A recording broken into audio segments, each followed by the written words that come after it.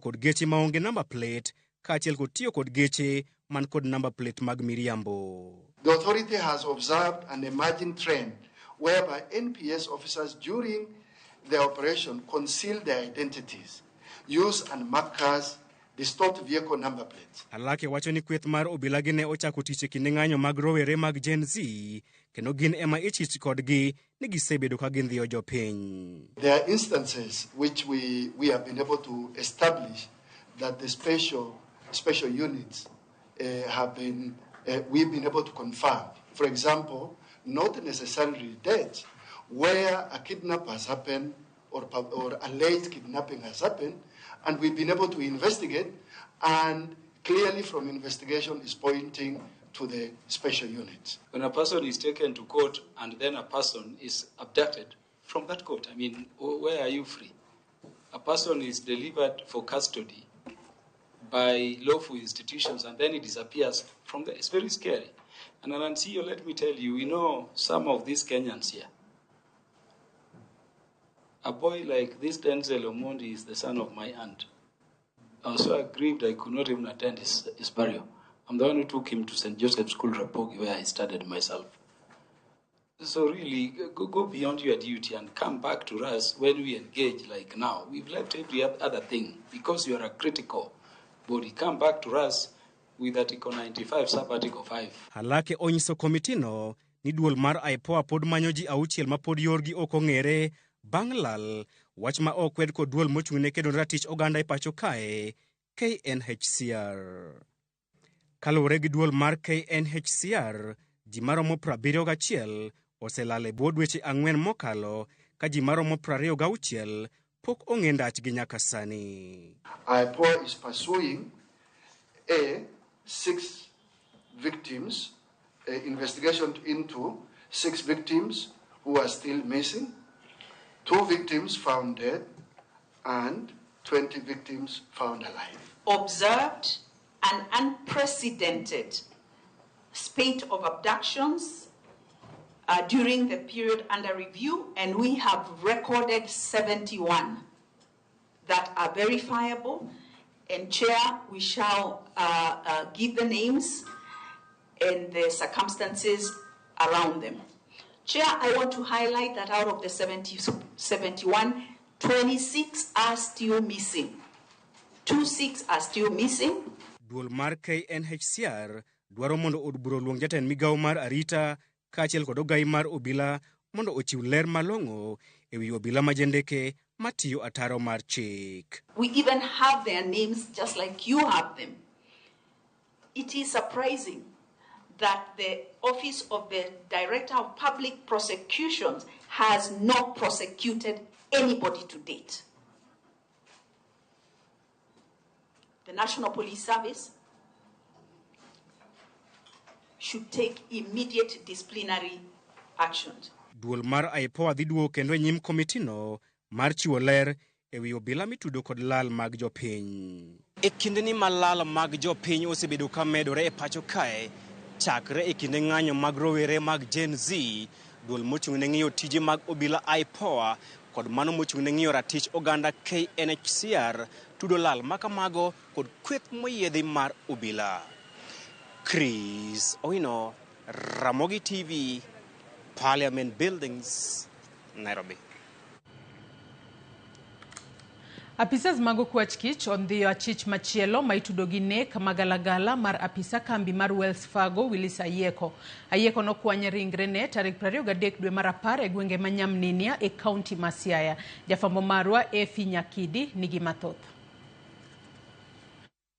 Ndalo manok toka nyuola mar Willis Ayeko puoyo sirikal kendo medo kwayo mondo mi omed ndhiya chije miteno gi nek mare nyaka duoko yudre e wi nek makochni.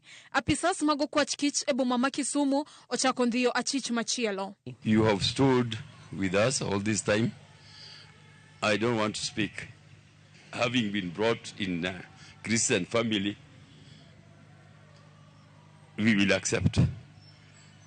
But we will still ask questions, but why? Why this innocent man? If there is heaven, Willis is there. It is not done until it is done. Don't rest.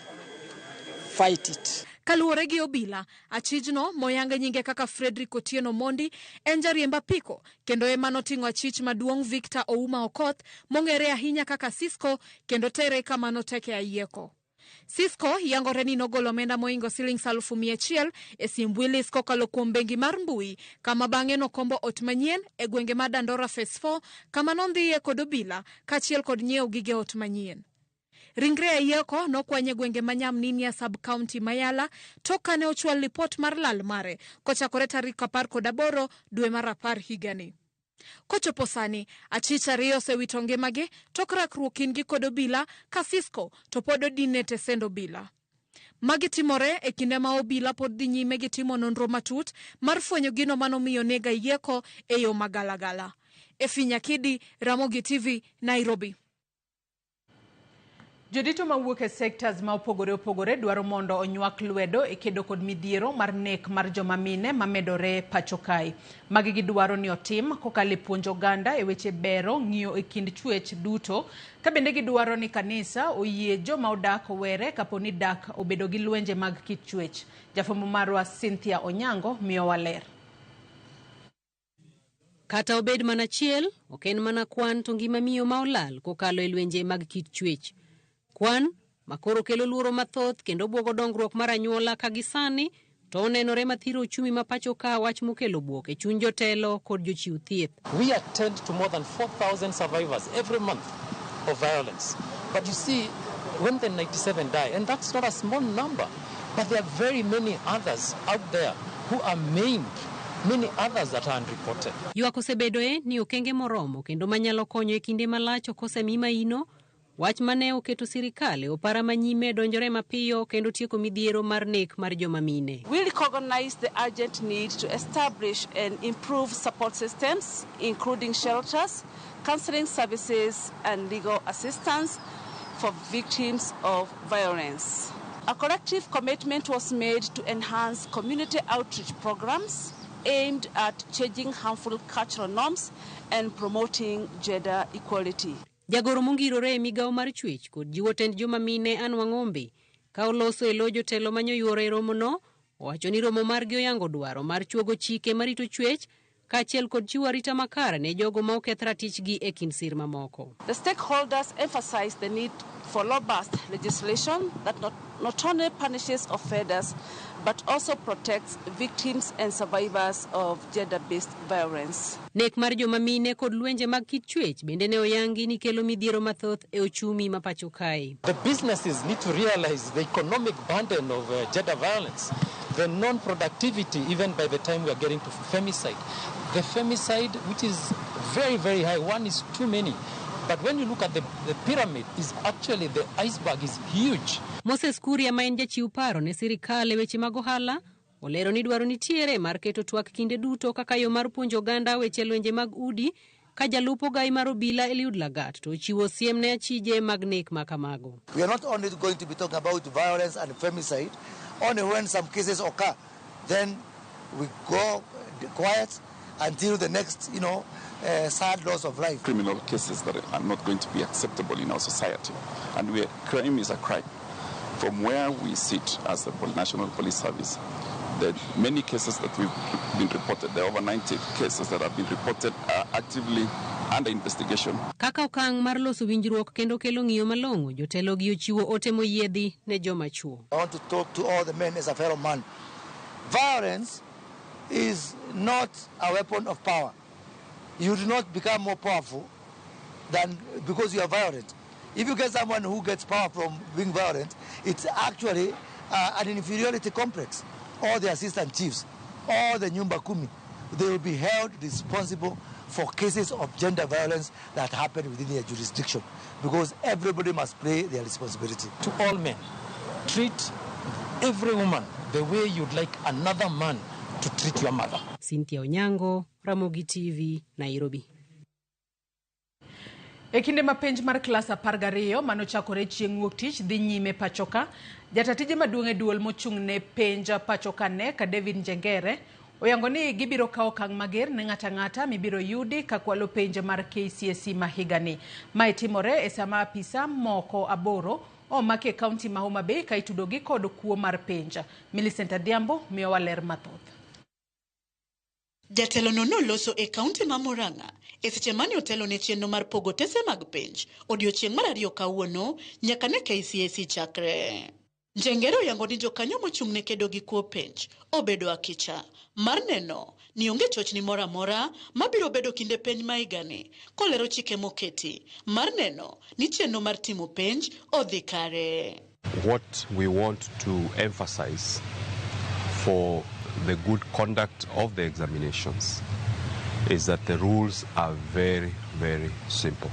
That this year we have monitoring officers who are going around the whole country, and we have insisted that as soon as the vehicle carrying the materials enters the school compound, that gate remains open until when the vehicle leaves with the examination materials. That's a simple rule to follow.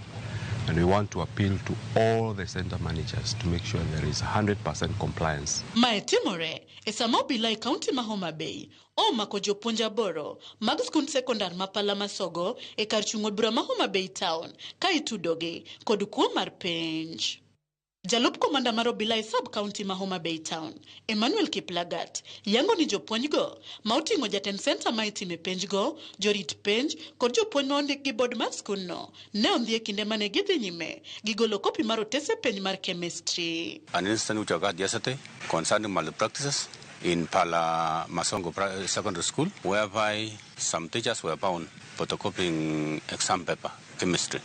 Multi-agency team, those are the officers from the education sector and security, managed to arrest 8 persons.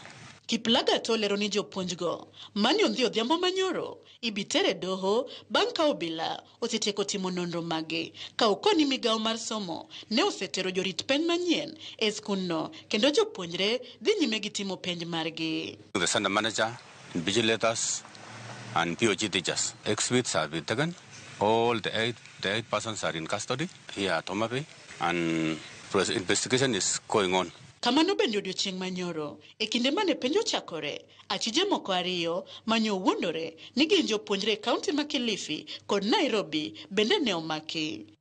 Jatatije mar NEC, David Njengere, okwayo jopuonj manono penj mondo dhi nyime kod tijgi makare, kowacho ni duolno onge kod teko mar medo chudo mar omenda mabalang' ma ichulo jopuonje matayo kaka itimo penj. We of course appreciate the work that invigilators and supervisors do, and whenever the budget allows us, we will always be willing and ready to increase those rates. For now, we will stick to the rates that were increased last year because the budget will not allow us to increase beyond that. E kaunti ma Kakamega, lit kod kuyo okwako gweng' ma e Panja e kar chung'od bura ma Mumias East bang' japuonjre ma jahigni 19 mane ochopo mar timo penj mare e skund sekondar ma Ebubere wito ngimane apoya nono. Kaluwore kod familia mare, gilero ni wuodgi moyang nyinge kaka Kalistus Wamboe kod nyawadgi mane joduto timo penj margi mar KCSE higani ne owuok gokinyi ka ngima ka siling kadhi timo penj kapok ne giyudo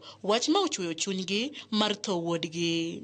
Nikakimbia huko na wenzangu, nikapata mtoto amefariki, wamepepa mpeleka mochari hapa, nikaambia baba yake ni ukweli mtoto amefariki, ako mochari. Ni mshtuko, mshangao mkubwa sana kupata ya kwamba mtoto ameaga kwa hiyo njia ya kikafula. Niko na uchungu mingi sana. Wakati nilifika shuleni hata sikupata mtoto, naambiwa tu mtoto ako moko. Giparo wuodgino kaka nyathi mane riek ahinya mane yudore mane kin namba 1 kod 2. Ringre japuonjre no okane kar kano ringre ma St. Mary's Mumias kuma orito bero mar yango gima dine kel thone apoya. Millicent Adhiambo, Ramogi TV. Romo magalamoro makelo kanyakla jotend skunde mag primar mahao gana 15 ne ochakore ayanga e kaunti ma Mombasa. E romo no twak mapek ne en mano motenore korka wach lony manyien mar somo midendo ni CBC kuma ne oyangore ni midhieche podi nitiere e tayo chenro makamano. Jafamo marwa Mombasa Joja Oko giler mathoth. Miche kod miche mag jopuonj primary e sikunde mag piny owacho e pacho ka ne oyore romo magalamoro Mombasa ma bende ne okelo kanyakla jogo manie sekta mar somo. Kae thoth jotend sikundego koni ne gibiro tiegore kaka ginyalo bero chenro mag somo e sikundegi. CBC ni en somo masani owuok to kaka wuok no onego bed ni wayudo gimiluongo ni empowerment to gi knowledge mawinjore makare monego bed ni wakonyo go nyithindo e skul. Mopogre gi somo machon ne yudo ni bang' penj nyithindo mang'eny ne dong' nikech girem. Somo masani wach moro nyathi orem onge en mana ni dwaro to line man monyalo donje mondo kiny obed dhano. Jopuonj go ne bende otiyo gi thuolono mar chwalo ng'ur ewi moko kuom midhieche magikale to chutho kaluwore gi lony manyasani mar CBC. Sama nyikelo capitation manyikelo mar sirikal mikelo ni skunde pod tin to kata kikele to kobiye wang'sa to mogi kata kobiro to pesa biro matin ma samoro ok nyal miyo head teachers nwang' gima dang' gitim manyalo kenyo konyruok. Tabu mwaneno maduong' especially gin physical facilities. Kuom ranyisi sani wadhi bedo gi grade 9 to thoth skunde pod onge classrooms. Kabisa. You know, ka skul nigi classes auchiel gi jopuonj tuseme jopuonj ariyo mapuonjo junior class, tabu kabisa. Nitie the presidential working party ne oweyo issues moko mondo parliament mondo tim nyaka sani wadhi higa mar grade 9. Issues gi pok obedo addressed gi parliament. Koro parliament onego oket chike enact laws mabiro streamline CBC. Kata kamano, jotelo manie migawo mar somo ne osingo ni chenro duto nitiere makare mar rakore gi midhieche mantiere. The capitation fund which has been going to primary schools is very minimal for the last very many years. Though the chairman said that he saw in the newspaper or in the media of the recruitment of 20,000 teachers, it is not in the media. It is an ongoing process, and sir, the teachers will be in classroom by 6th of January next year. We are making critical progress in ensuring that the more than 16,000 classrooms that we require for our children to transition to grade 9 are being done and done with a lot of efficiency. We have been visiting a number of our schools. I visited quite a number of schools yesterday, both here in Mombasa and Kilifi. And one of the schools which we are building 6 classrooms, the classrooms are ready for usage in January. Iseche gogo, jatend jotich mapacho ka Henry Kosgei mane oyawo yanga romono ne kata kamano chiwo siem ne jopuonj go ewi wach tiyo marach gi omenda michwalo negi kod piny owacho. It is tempting when you take your calculator and you find out that you are going to have 5 million, 10 million, the head starts spinning. And you can easily find ourselves when we are walking along the road, whenever a vehicle passes, you will be asking your friend, "Iyo gari ni shilingi ngapi?" Kabende oramo ni japuonj ka japuonj biro mana ting'o miselape wuon kadiponi odonjore mibadhe gi wach pesano. That money is not mine, it is not yours, it does not belong to the committee or board of management, it does not belong to the chief, it belongs to the people of the Republic of Kenya. And therefore, it has to be managed efficiently, effectively. Romono biro ruma yanga chieng' tich abich e jumani. Jotend sikunde mag primary e pachoka koro rito mar neno koda piny owacho dhi keto e tim moko kuom ng'ur magisebedo godo kotenore gi lony mar somo manyasani mar CBC. George Aoko, Ramogi TV, Mombasa. En juma mar ariyo kendo jopuonjre mag mbalariany podi medo dhi nyime gi koso yudo puonj ka jopuonj magi oramo ni ok gibidok e tich nyaka chop dwachgi kaka dwarore. Jopuonj mbalariany go dwaro mondo sirikal ogol negi omenda maromo bilion 9.7 mar chopo dwaro margi mar osara. To kaka jafambo marwa Eriko Wenga lero, romo mar tieko ng'anyo mar jopuonj go ne otore e Luanda e od bura bang' jokanyo e aput mar kelo winjruok koso chopo e burano. Mbalariany ma Bomet moko kuom jopuonjre ne dhi nyime mana gi tholo kuoro kama moko bende ne tiyo gi thuolono ka gipuonjre giwegi e kweth tije mane omigi gi jopuonj motelo ne ng'anyo mar jopuonj magi. Since the strike began, we as comrades we have really been affected. Actually, there is nothing going on. The school is on a total shutdown. The lecturers are there and they are not even going to their offices. Kindly, the government should kindly do something about it. So when the government inalalia hii sector, wenye tunaumia ni sisi, Kiangalia wazazi wametutuma shule kusoma. Lwasi makamano bende ne nenore mbalariany ma Kisii kendo klas ne odong' nono ka jopuonjre mane odong' skul to ne bedo e kweth kendo gitiegre giwegi. Muda nao unaenda. Sasa sisi kama wanafunzi tumeamua tuwezi subiria malecturer wakuje, tumeamua tuunde ma groups tukuje to discuss, at least wakirudi tukue na kitu.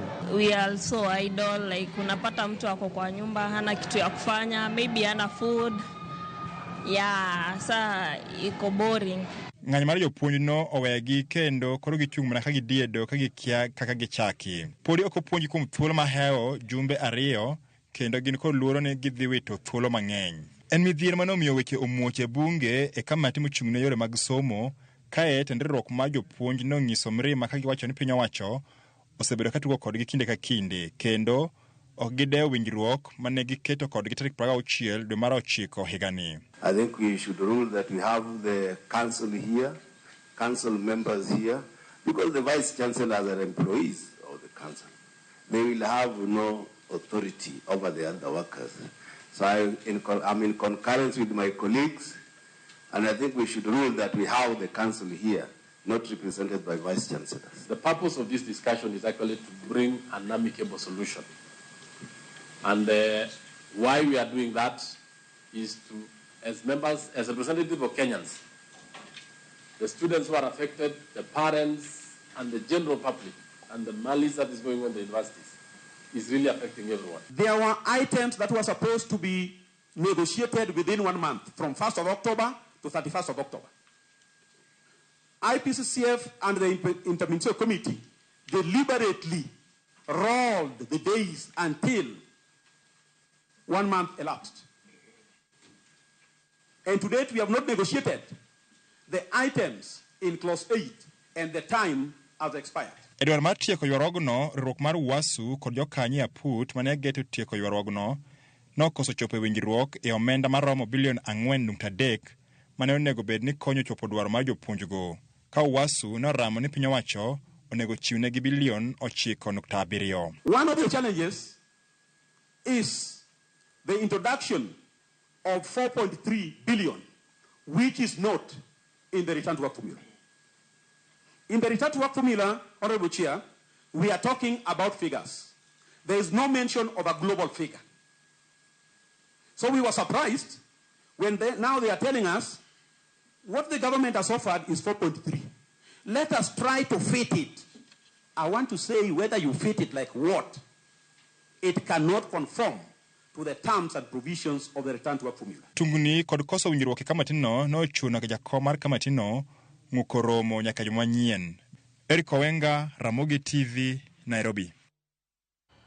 Nyako Ramogi Ajwangi report mar Eric Owenga emochopo gode giko mar weche manyien okinyi makawuono. Soma ne moko kuom ote ma ochwalo no e Facebook kacha kama ontiere achiel kachiel. Oluoch Paul Audi wacho ni insecurity inyo economy ma Kenya. Mark Wood Nyaseme wacho ni watching live from Uyoma Owimbi. Nairobi PSV driver wacho na neno maler ka an CBD Afya Center. Ramogi TV ler kendo rieny buore ka bwana kae kama luwe chenro achiel kachiel. Gideon Dhaya marogo kabondo wacho ka eno yaure Joyce o yaure ahinya. Awuoro ka jopuonje ema sani itudo kod kwalo penja. Mano nyiso kaka negi yulo e tich. Kanyar Michael bende wacho ni watching live from Homa Bay County. I wish all the candidates all the best.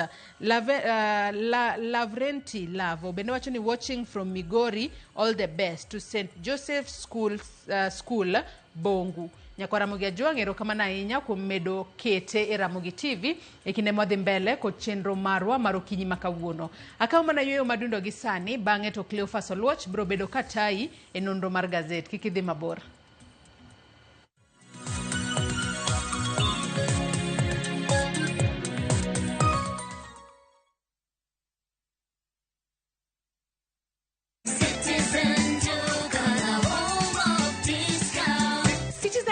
the home of discounts inakuletea this week's Mama Safi package from Quickmart. For only 906 shillings, utapata 1 kg powder detergent at 329 bob, 800 grams bar soap at 149 bob, 4-pack white tissue paper at 189 bob, 140 grams toothpaste at 199 bob. Hizi zote ni less than 1,000 shillings, meaning utasave 219 shillings ukitumia Citizen Duka. Piga *487*5#. Choose Quickmart, then select Mama Safi. Lipa na ukisha lipa utapata message ya kwenda kuchukua package yako kwa Citizen Duka counter ya any Quickmart supermarket karibu na wewe. Citizen Duka, the home of discount.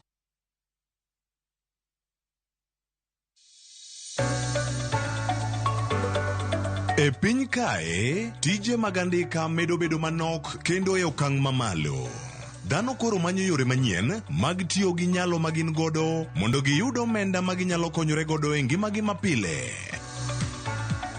Riwri kodwa e chenro mar poko pogore ka waluwo sigana mamulo chunji mopogore. Inspiration, mostly I watch movie. The other one, anongo inspiration kumadaki in slum. Kaka giloko nyak makende magin godo to bedo ohala makelo negi pesa kendo ting'o ngimagi malo.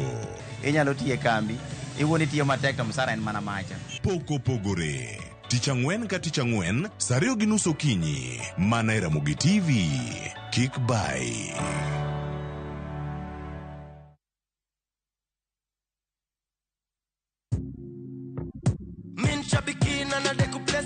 My name is John Dungo Mwangi from Subukia. I've been participating in Aviator for quite some time. I've been praying that one day luck will be on my side. I will continue playing because there are stakes there that are higher than what I got. I won big on Shabiki Aviator. Changamkia Aviator on Shabiki.com. Not for persons under the age of 18. Authorized and regulated by BCLB license number 428.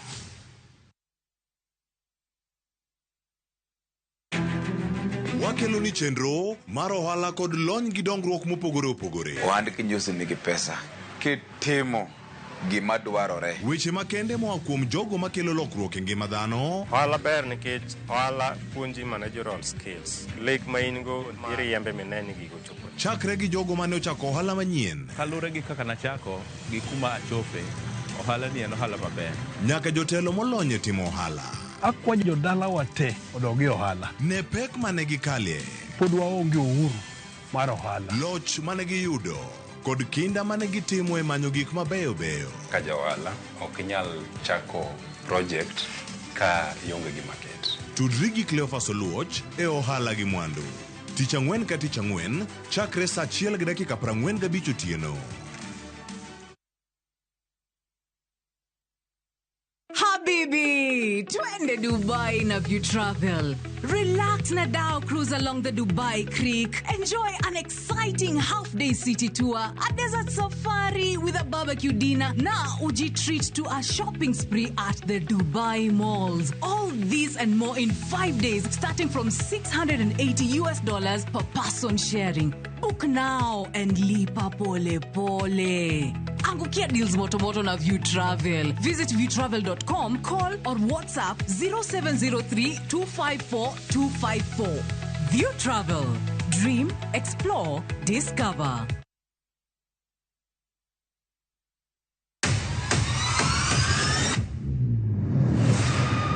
Ginmine makelo dongruok mopogore opogore. Don't speak on our issues as women. Let us be the one to speak. Kaka gikete ratil, familia koda tijegi.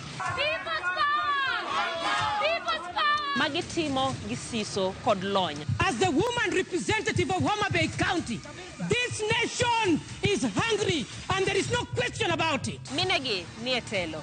Gijiwo kendo gikelo lony mopogore opogore. Mentorship en gimoro ma important kabisa. Mano konyo ji kendo miyo ji bet gi positive attitude. Gimiyo lony margi kanyakla kod yudo duoko ne chandruoge duto magikale. We want leaders to be fair to the nation. To emine wacho sigand miyo kamiyo ogen. Mine wacho ngeso ka ngeso kod jailieta.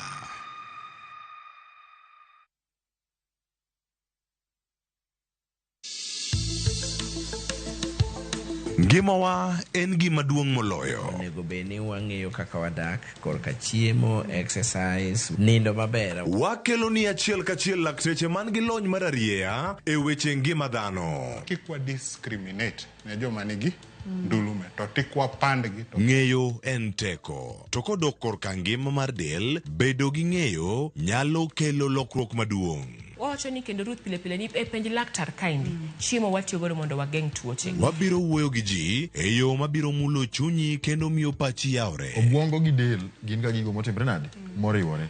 Koro gimipidho obwongo mari luwore gi gino mipidho dendi. Riwri kod Ruth Otieno e penj laktar. Wuok tich nyaka tich abich saa 12 odhiambo mane Ramogi TV. Penj laktar. Ngima en mwandu.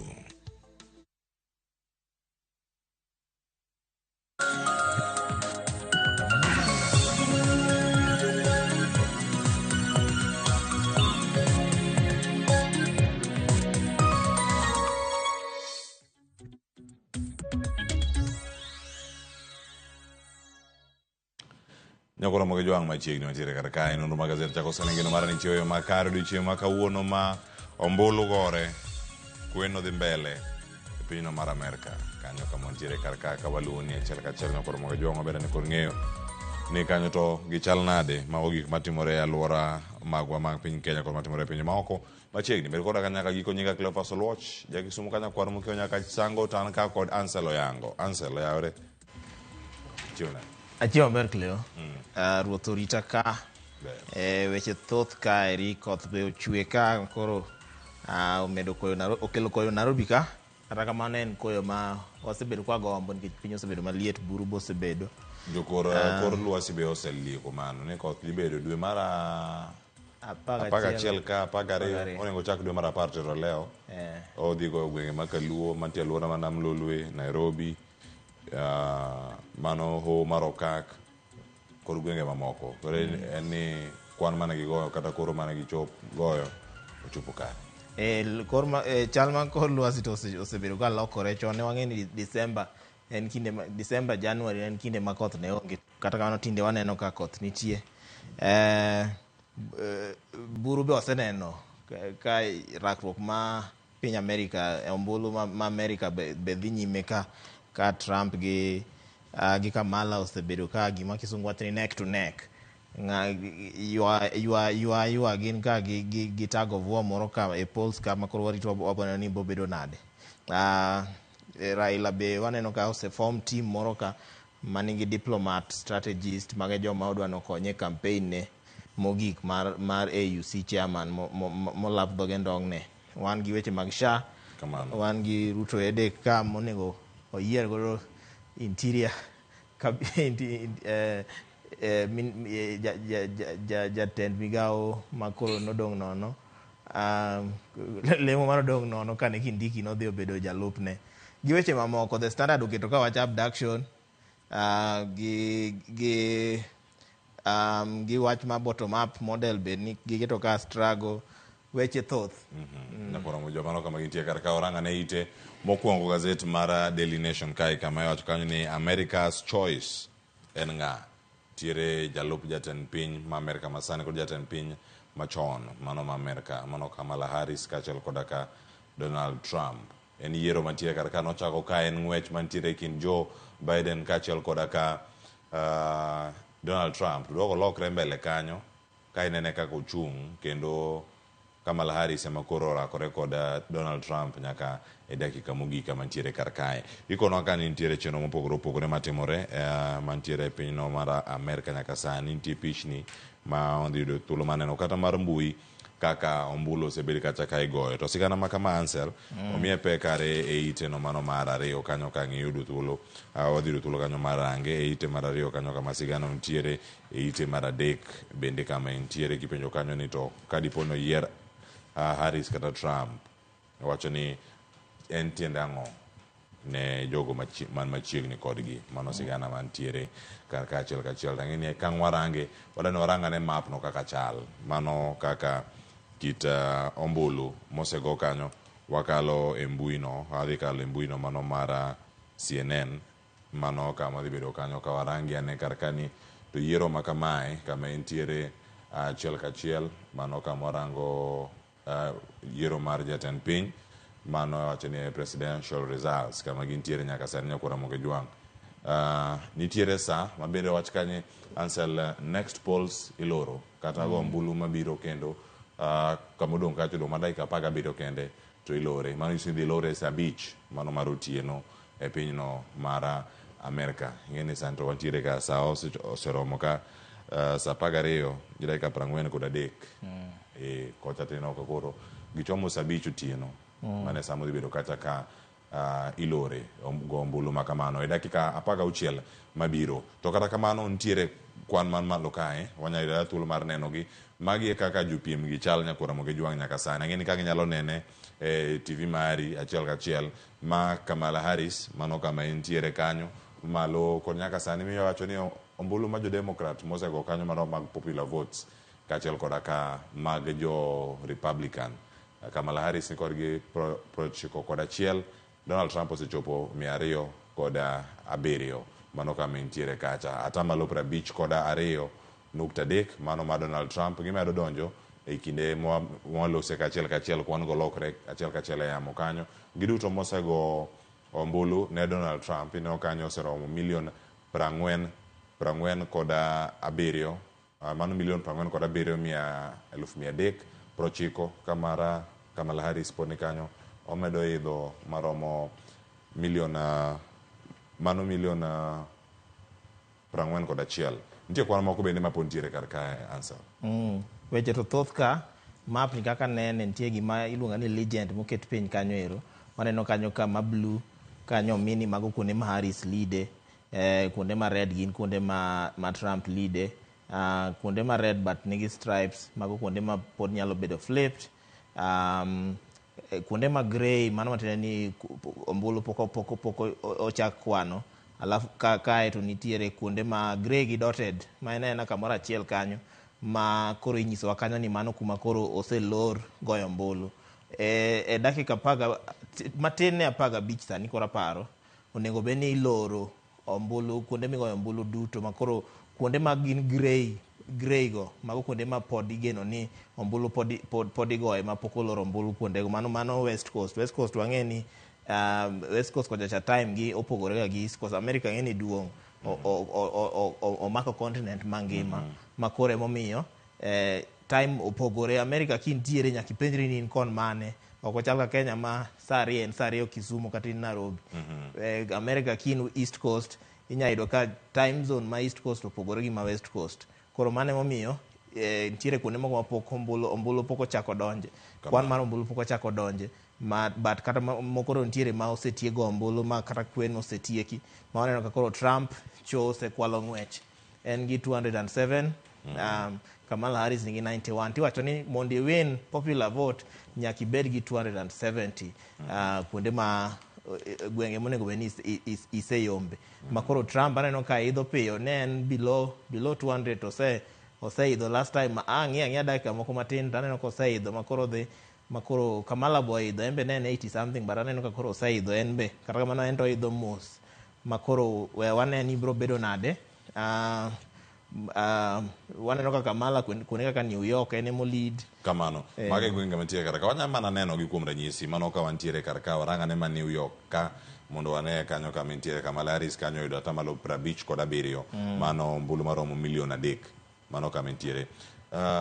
Ansel mondo yud 3 milion e yiero bed mano kadiponi ni Kenya kati do kwan maromo kamano e ombulu mani se yombo mabor ahinya mano kama nitiere kendo wacho nyaka sani kwan ombulu mose kwan kar kacha en atamalo 70 koda 7 mano kama gintiere bende mago kuonde ma Kamala Harris oyude ombulu ma kama kwanya bende bathe kanyo mantiere bathe kanyo morane kanyo ne Vermont kanyo to chal nade mago mag Kamala Harris bende oseyudo kanyo kwan mamalo. To nitie moko ma pod en mamirimiri ma bende kanyo bedo ni pod nitiere gi thuolo mano mar rango ni kanyo to chal nade. Mana ka wacho kanyo machiegni kod dho wedhe mana mamalo kanyo kama Kamala Harris bende mano pok otiek kata kwan minya wach kacha nosetiekni kanyo ne moyombo kanyo pod ntiere kwan mopogore opogore ntiere mana DC ang'eno nyaranga ne mantiere karka mantiere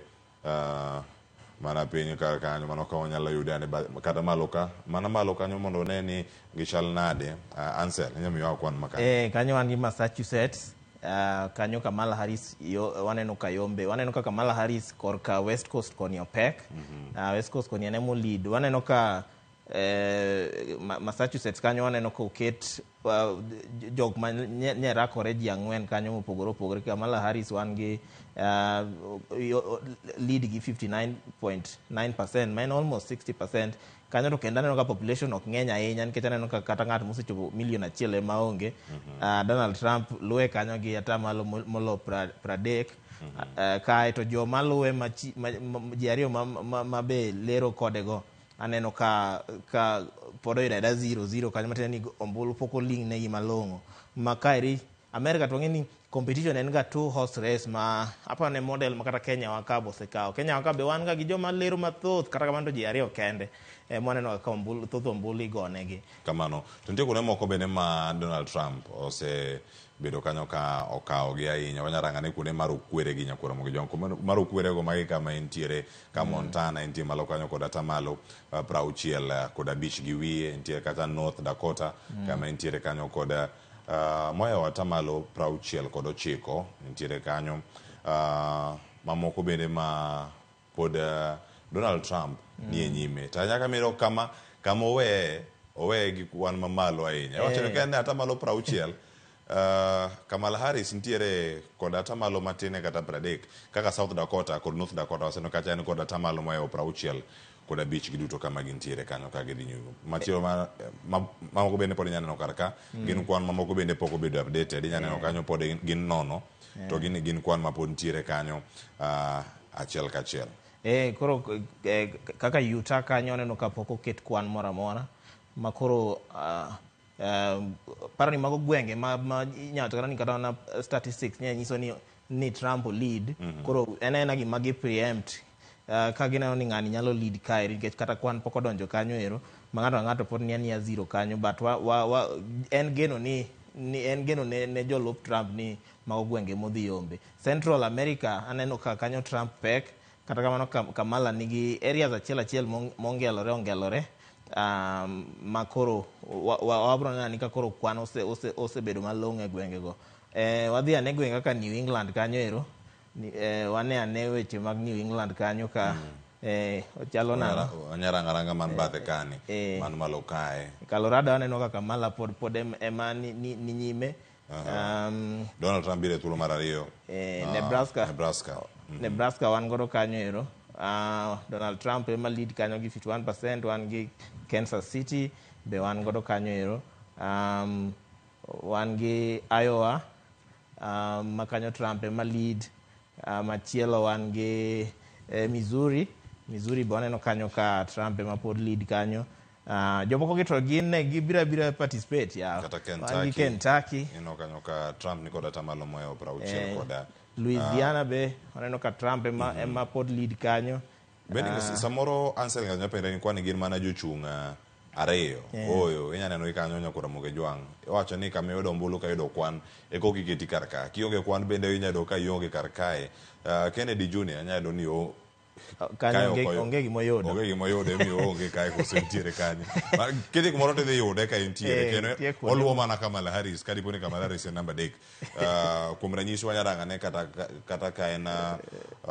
malo kar kanyo Kansas yude kanyo ka en namba 3 mano independent otemo en gi 1.2% ok odhi marach nitie kuonde moyudo nitie kuonde moko yudi to koro akia kaka bende wadhi yudo ka entiere mano ka entiere Colorado en namba 3 namba 3 kendo ino ka ombulu ne medo mana idho bende mano kama Kamala Harris bende okrach mani jogo kwalo negi ng'wech but okrach wang'eni kwan ma kama gidhi bedo kolokore kata ka mwatiyo gazet ang' warangi ane kendo ka mwaduogo ang'eni ka refresh account ni te ang' wayud ane kwan manyien kapo ni Trump osechopo 100 mantiere kanyo kosego okang' moko koso nitiere to en nade odong' dakika di ka sani dakika 7 tilore 5 mano seche ma wantiego kar kanyo mondo mi ang' wane ane ni kanyo to bire yo machal nade magi kwan nyakwara mo jong mabiro ni mano kwa gologi e mbui no mano mara CNN politics mano kama yudo gi kata chel kachiel e mbui no mano mara CNN nyakwara mo jong do ka gazet weche thotha nyaka ntiere karka waranga ne ite mara ngwen kod ite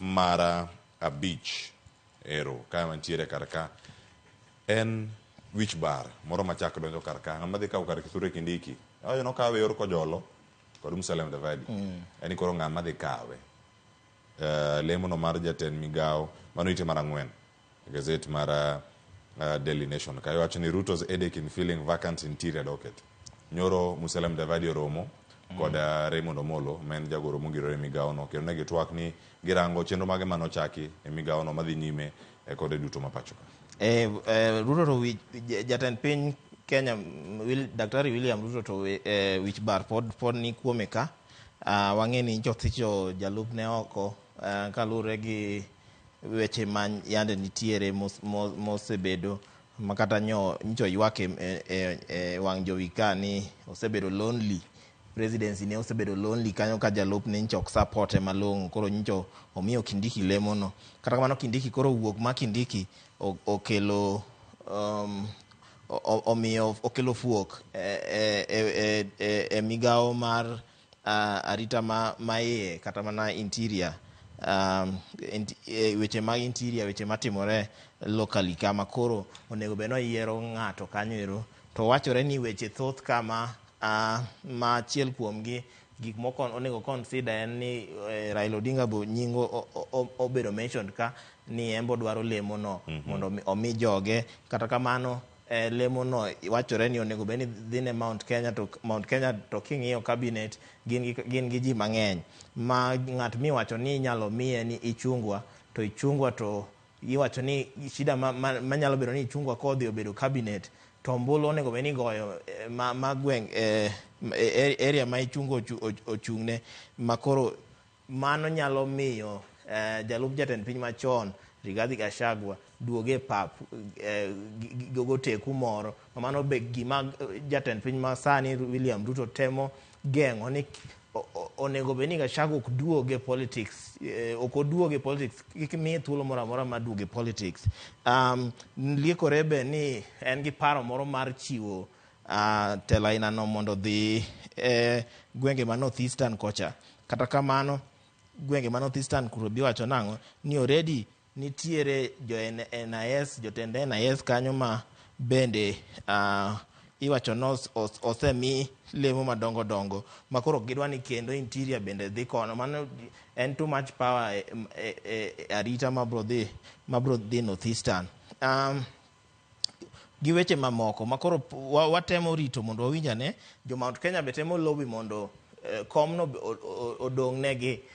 dong ne gwenge mag kocha ema gitemo push gin bende mondo bed negi kata joma chiegni gi jatend piny to wacho nang'o ni jatend piny en onge paro gima odhi timo bro surprise ji nikech en bo temo mondo olos cabinet ma represent face ma Kenya ma represent kaka Kenya chal ma Kenya ma kik bed ni cabinet ne opong' gi joma e gweng' achiel mane gima waneno sani ni jo gwenge ma Mount Kenya odominate cabinet makoro watemo wacho nang'o otemo neno nang'o ni o balance gini obed gi balance malong'o kata komiyo jo Western kocha kik omi jo Western mang'eny ahinya jo Coast kik wiye wilgo jo North Eastern wiye kik wilgo koro temo balance otemo neno nang'o ni gini eri obedo balance koro mano e wich bar ma jatend piny Kenya ni godo sani aya nyakoromo gi jwang' weche thoth ahinya mantiere karka kendo wadhiro thuolo mar rango wich bar ma kama nyakoromo jwang' omiye pek e itino mara adek kod itino mar ang'wen kod itino mar abich nyakoromo gi jwang' kama gintiere karka mondo mi ang' warang' ane okang' machielo karkae nitiere mago mag rango jok mage madhi konyo Raila Odinga e ng'weno mano mar laro kom mar AUC kendo nyaka sani nitie jogo ma obedo piny mabedo osebedo kacha ka wacho ni range wacho ni gisebedo kanyo giromo mopogore opogore ma gibedo go kar kanyo ma e twak ma bende nitiere kaka mosebedo kanyo kadhi nyime to ahinya gin jok mage mosebedo kae wacho ni nitiere opogi e kidienje mopogore opogore nitiere mano mar Eastern team nitiere Western opogi e kidienje moko nitie nyaka jogo mantiere Africa kae madiere nitie jogo mantiere jo North nitie jo South madhi konye ka gi ka en mana lek kod geno ni jogi dhi chiwo lemo ma kamane Odinga kochopo kare. Lemo ma Raila Odinga manyo ni ok en lemo mayot. Ok en gima inyalo wacho ni chiewa to idhi ti iyudo. Kata kamano iwacho nang'o ni osebedo gi strategist, osetemo loso team moro kanyo, oseketo team moro kanyo ma team no ema onego bed ni konye e weche mag campaign mare ma bidne ma AUC no. Makoro waneno ka osekelo diplomats, osekelo strategist mopogore opogore mondo konye. Nyicha waneno ka campaign strategy ne ni kuma presidents mag Africa ochokore kanye ma nyicha gidhiye gi jatend piny Kenya mano Daktari William Ruto. Mage kuonde ma nyicha gidhiye. Waneno ka ne gidhi China, US cha ne gidhiye. Kata kamano sani koro strategy nyaka gi change nikech odonga about 2 months kende, 2 to 3 months kende to ombulu aina no itimo. Koro nego bed ni gitimo final push. Waseng'e ni anglophone countries nie toke, francophone ema pod gitemo rakorego, gitemo oyo mondo o support Raila Odinga. Koro gin gi team ka, ma team ni opoge kidienje abich. Wan gi northern team ma wano jok ma bro dhi North Africa, wan gi southern team, wan gi eastern team, wan gi western team, wan gi central team.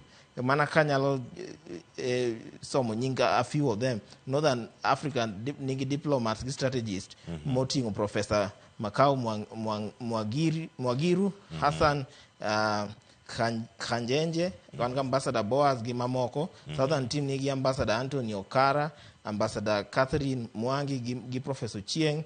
Wan gi Eastern team nigi Ambassador Muita Muburi, Ambassador Salim. Western team wan gi Lieutenant General Retired Mano Lazarus Sumbeyo Tek Alexander Muteshi, Brigadier General Retired Mano Wilson Boynet, mano mantie kar kanyo kod Ambassador Tom Amolo, Dr. Kizito Sabala kod Dr. Sylvia Wakena, mano kantie kanyo ntie ma central, ntie kanyo kod Ambassador Ali Guyo, ntiere Dr. George Masafu, Ambassador John Mwangemi, Dr. Josephine Ojiambo, Dr. Peter Kirui kod Wilfred ginying matekno Nasongo Muliro. Mano kama gitie giduto kama ita morango karkaya Ansel. Gin gi lemo moro mar ambassador. Nyaki bede gi thuolo moro mano mar lombo. Kata jogo mawuok e pinje maoko mondo mi kata ka en biro mondo mi gikonyi sero ombulu. Ina ka itimo gi yo makani ke joma gidhi loso kod jotend pinje. To magi jok mosebedo gi thuolo mar loso kod jotend pinje gi mopogoro nikech magi jok madhi go ombulu ke gichopo dwe mar 2 mano higa manyien.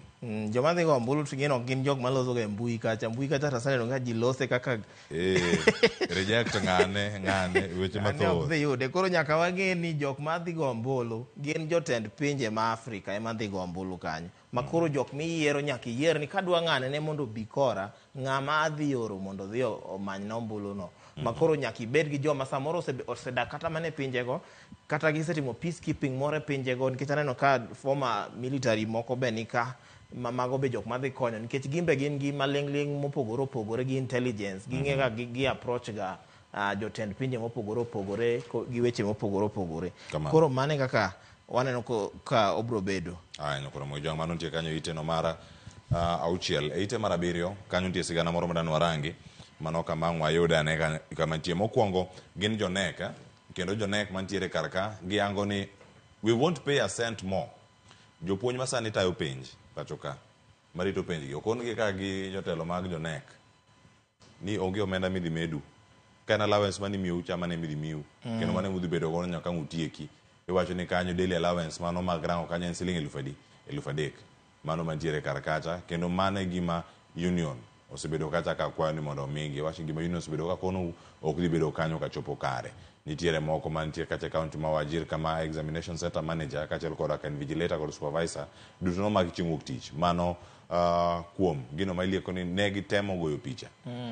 Mano tese mag English exam. Mano chieng' wuok tich nitimo English paper 1. nyoro paper to notim kod mano mar chemistry kwano notim chieng' wuok tich koro paper mar English noyudi kanyo ka gigo picha kendo nomakgi mano weche mantie kar achiel kuom gigi ma bende report ma ichiwo kanyo kod jofwambo mag Daily Nation. Weche mag medo allowances mag joma nono penj gi joma invigilate penj to osebedo ka ok en gima nyien. Ma gima ne jonek gi jokupet nochako wacho kane pok kata mana penj wang'en kane pok penjo chakre ne gichako mana during strike gicha ema ne gilieke tok ne gikele motegno. Sani taneno ka koro ne gisekele motegno kata kamano NEC mano en Kenya National Examination Council kolure gi CEO margi mano David Njengere nyowacho nang'o ni NEC onge pesa onge budget mamedo allowances mag invigilators, supervisors, central managers, examiners mamano ka ne ntiere kwayo manyowuok kuom Kupet. Gima nye Kupet dwaro ni sani chulo jok ma invigilate penj siling 400 kende to nye gidwaro notere nyaka siling 3,000 mano dichieng' kodichieng'.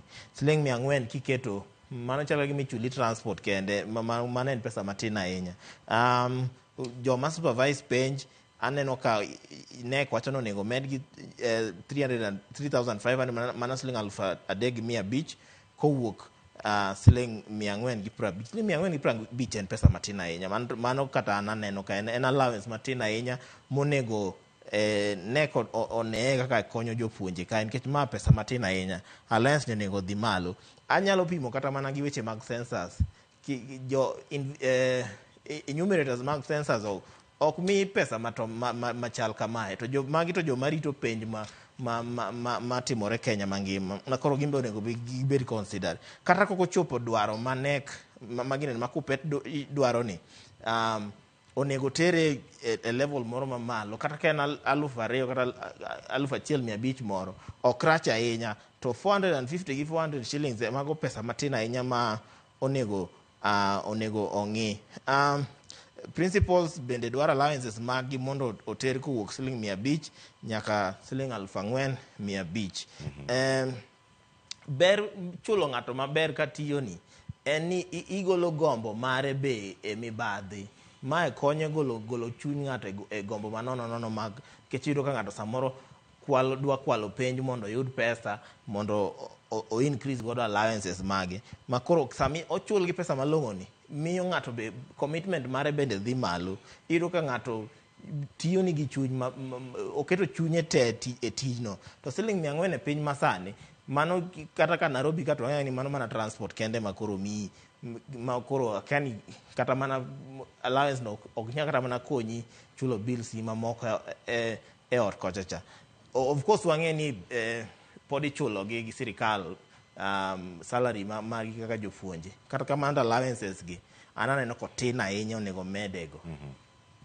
Mano ka gintie kanyo koro mag jong'i wacho ni weche mathoth ahinya mantiere kar ka mano ka wadhi yudo thuolo kamar rango sigeni mamoko ng'e ni nitie mag mbalariany gi amwa thuolo mano mar rango gi kae ka ng'e ni ko chenro mabiro mantiere kar kae nitie mbalariany ariyo makoro oyudo chata magi mokwongo kanyo en National Defence University of Kenya mano kaachiel koda kamachielo mano iwacho ni kama gintiere kar ka nitie nyaka mar intelligence mano kama ni gintie ariyo nochiwo odiochieng' manyoro mokwongo ne National Intelligence Research University kaachiel koda ka the Islamic University of Kenya mago kama gintiere kanyo kaka private institutions kama gintiere en okang' mabende ogoyo wechegi mag bero weche mag timo nonro kotenore kod arita mapacho ka. Ma to koro aneno ka en gima ber gi sama koro universities or rather institutions oyudo charter inani mano koro ing'eni koro matin nitiere kata mana courses moko kata mana levels moko mag tiegruok mag gibro bedo kaka degree masters gi mamoko. Waneno kaka National Intelligence Research University Omika maeri en wachore ni maeri luore gi maeri en the second specialized security based university ma obiro bang' kane wasebedo gi National Defence University of Kenya mamano yudo Lanet Nakuru kochacha mamano national establishment nobiro kalure gi legal notice mano keti higa mar 2021 2021 ma koro emano miyo wayudo National Defence University of Kenya ma koro mar intelligence mabiro ni koro biro kaka support ma jatend piny wacho ni gini obiro at a time ma intelligence ma security ma Kenya ka onego bed ni dhi at a level machielo dhi e kiwango machielo ma koro ma bro bero security ma Kenya ka ewi Islamic University of Kenya bo wacho ni ntiere engineers kata mana midusa 27,000 mosebedo ka tiegore Kenya kama koro university momed ni bro medo tiego midusa mamoko bende ma bro medo develop Kenya kaeri gi weche mathoth mo olose wigi ka onyiso institutions ariyogo ni giteme mondo gine ni giketo kiwango mamalo e gima gitimo e weche mag excellence, weche mag ethics gi weche mag morals kaeri. Mama matiende ni ok en tiego ng'ato mondo ng'e tich, nyaka tiege e weche mag ng'eyo ni mibadhi rach, weche mag ng'eyo ni time moko mag anjao nitie kaka ng'ato onego behave ka en e kind oganda. Mago gik moko onego bed, nitie gik moko onego bed notimo, nitie gik monego bed notimo ma koro mage gima bo medo tero Kenya mbele, nikech samoro kaka nyicha waneno ka ioro ji Qatar, sirikal ok dwa oro ji oko madhi kuodo wigi, koro ka gitiego ji e yo malong'o to mano dhi konyo. Kamano nyakoro mo joma no kama nitie kanyo piny kanyo be nitie jopuonje mano maki, jopuonje mako ka piny dhi mbele. Ansel wacho ni jopuonje 8 e kaunti ma Homa Bay mano kama ne ochopo kar kanyo mondo mi girange ni giri kod geyo machal nade kinde ma piny bende bel. Wacho ni ikawo picha idhi go chapa ida golo ne japuonjre mondo mi otim piny okal kosi ikonye koso yenye. Gima ok oyang ka malongo ni gini notim ka bang' penj ni osetimore koso nen before, nikech wachore nitiere otas moro manye okete wi mesa, nitie japuonjre moro manye nye tuo goyo e kind kane timo penj makoro notero hospital, kata kamano otase nyokete wi mesa, koro manye okete wi mesa na manye okaw ni dhi go photocopy, koro jalno jogo ema nyo make e sikul kanyo ka gigo photocopy otasno makoro wachno nego non malong'o. Kata kamano gimomora ni maeri ok nyo interfere gi students. Penj ma students onyo dhi adhiya nyime nikech students nye innocent, gin onge gi kumiwacho ni student moro nyo maki kata nyo yud ka kwalo penj, to penj nyen mar chemistry ema nyitimo nyigo photocopy kanyo ero. Sikul mowach ni nyo make jopuonjege en Palamasogo secondary school mani Homa Bay kochacha. Mamano koro nego non malong'o nikech mano en gima ka en gima adier, to en gima kelo wich kuot ahinya ne somo ma Kenya ka. Nyakoro mo gijwang' mano ntiere kar kanyo e ite no ma e gazet mar Daily Nation ka kisomo ite mar aboro dhi do cancer champion mantie kanyo ma yudore Turkana Referral Hospital, mano Suleha Kotilde mano mantiere kar kanyo, kaachiel koda ka ite mar 9 nitie jor bura makoro kwedo paro mano mar golo Bishop David Oginde kaka jakom mano mar EACC. Giwacho mano dhi rocho chenro mopogore mantiere kar kanyo. Ang'ene ni wach moro madier mar mulna mar Oginde ne gi jo bura matemo madok ne mondo mi kik gole apisi ka kinde ne pok ochopo, mano mar wuok apisi mantiere kar ka. Wach ma bende osegol osekelo chenro mopogore to ang' otiek gi wach mar Willis Ayeko ma bende jok mitudo gi nek mare osesika e mako gi ariyo osetho. Moko pod ntiere kama omak gi oketgie, to nyaka sani en pod penjo mathoth anya mantie kotenore kod gigo duto ka watieko gazet. Wach mar Bishop Oginde ni en mana ka walero ne jopiny en ni nitie paro ma chik moro mokel ni ng'ata mabedo jatend EACC onego bed jalno moromo bedo High Court judge. Mano koro bill moket kacha, mano bill ma koro idwa tere e bunge kacha mondo obed discussed kinyalo kale. Ma koro mama tine ni ng'ata ma samoro romo bedo e telo no to ok onyal bedo judge ma High Court. Ok en judge nyaka ibed judge qualified to bedo judge ma High Court, ok inyal bedo gi lemo no. To nitiere pogruok e paro ka, nitie joma wacho ni gino nego ket ni nyaka tam mar Oginde rum eka act no chako tiyo kapo no kal bill ni mobedo act eka chako tiyo. Kata kamano nitiere joma wacho nang'o ni nyaka wa gini ko act ni kokal ko bill ni kokal mobedo act to chaka tiyo immediately. Magi akweda ma Bishop Feska. Aya, nyakoro mo jwang, mane makelo gi kwanza erokamano ahinya. Ng'e nitie machinglo moro mantiere kar kanyo, wabedo thuolo mar range. Nitie gimoro ma japiny medo golo, to ibiro mana go jiko jok moko biro toke, ng'ano to rwako law mondek ne chef. Gimich golo no chake dakaw. Cartels to opong' ka Cartels opong' e chef ka ma koro nonyiswa ni kokel chef kogolo NHIF, chef bro golo cartels. To chal ka gima cartels pod okwako chef kae, mane gima machinglo ni temo wacho. Ay, nyakoro mo jwang. Bende kama chielo Baby Pendo, ogai mar obila mano Douglas Kanja, okoni dwe mar achiel higa manyien Januari ochope doho mano mar chiwo. Iwacho ni ler en ang'o mano timore kar ka mondo owach gimomiyo obila mane onego Baby Pendo mano elwora Manyalenda kachiel koda kamoko maromo 38 Kisumu higa mar 2017 pok omake nyaka kawuono. Mane wach mantiere kar ka. Nyoro moko kuom gino kochopo. Mano miburano tere nyaka tarik 25 mano otere nyaka tarik 15 Januari higa mar 2025 mano higa manyien. Dogoro kanye ma watieke ansa. Aya, koro watieki akiaka director nyalo miane wadoga na Amerika matin kata wawene Joyce wadado wang'iane ka Trump osemedo koso Kamala Harris osechopo 100 mano kama entiere kanyo mondo miangwa ka watieke to wabedo kata yo makare. Adhi wel wetu Joyce oduor mondo mi olernwane kama gintiere mano kama obedo kae ka warange. Aya, nyakoro moge jwang omede mathoth samar go ombulo oserumo. Koro gimoro amora en mana 0000 gina kuna lelo no kama gintiere. No waweka Trump en adicha en 207 to Kamala Harris ne ni 91. Ng'wechen mar chopo 270. Ng'ama dhi kalo line ni mokwongo nitie line mandiere kanyo no nyakora mogijo. Nitie moko mane pok ogoyo ombulu samane wabiro kata samane warango gi ne gin magi mage makamalo mete kae mane poko oyute West Coast mete joka West koni mano kama oting'o California ero oseyude kanyo koro kanyo no oseyudo ntiere Oregon kama nyaka sani manyiso ni pod mana kama lead odong' mana kama koro giwacho ni kato koro osekawo kata kanyo poko kawo to kama intie kanyo en malo Oregon kanyo entiere malo Washington ma kuonde mane pok oyudo dwoko makare. Michigan bende ne podi kanyo kama entiere kachiel koda ka Maine mano kama ne entiere kanyo bende en malo New Mexico ahinya New Mexico bende kanyo bende pod en emineno no odhi kawe ahinya kama entiere Virginia bende en mana gi loch makamano ma en atamalo 50.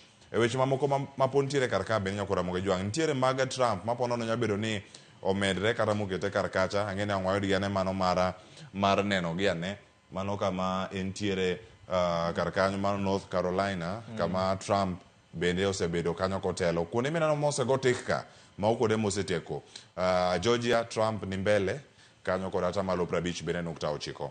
Ansel watieko gi ka giduto 46.4 atamalo mar Kamala Harris Donald Trump atamalo 50 kod 2 nyaka sani kama ontiere kae weche mag popular votes.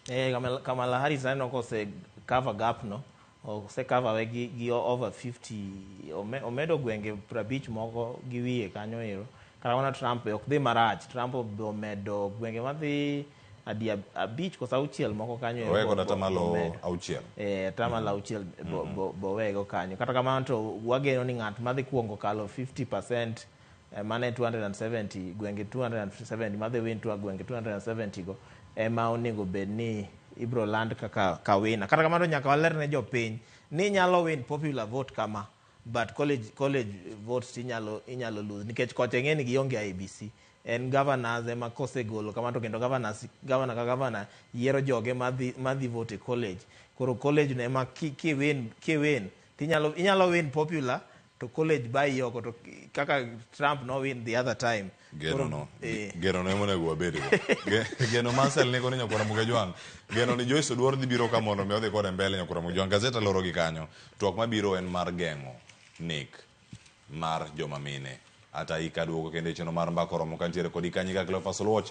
Jagi sumo kanya kwar mo keu nyaka sango na ntiere kae kod Anselo Yango. Joyce Oduor donjo ka kod twak dhi biro kae kod jalo nyeweche mag dongruok Tabitha Ogutu kachiel kod aka Saveria Aguke mabino sichopo kar kae ma en jal ma kedo na tino mag oganda kachiel kod aka wechego mag jalonye wechego mag dang'ni mag paro kachiel kod aka pacho oganda.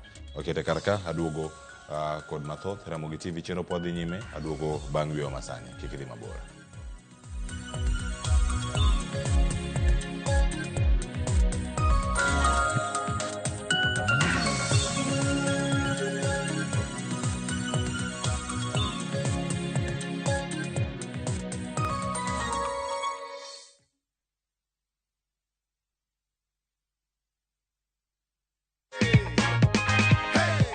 Umepanga matumizi ya hii pesa? Kuna school fees imenilemea kidogo na kwa biashara yangu nita boost. Ndio hivyo sasa, ndio cheki yako. Yes. Unazambia nini watu nyumbani je story? Waendelee kucheza hii mchezo, ni ya ukweli kabisa na wao watashinda. Si hata wanaweza shinda. Yeah. Na kwa hiyo story na kuongezea hapa goodie bag. Hata tuambiangi watu ni nini ndiko ndani. Ndio wao pia wajipange. Na mamilioni.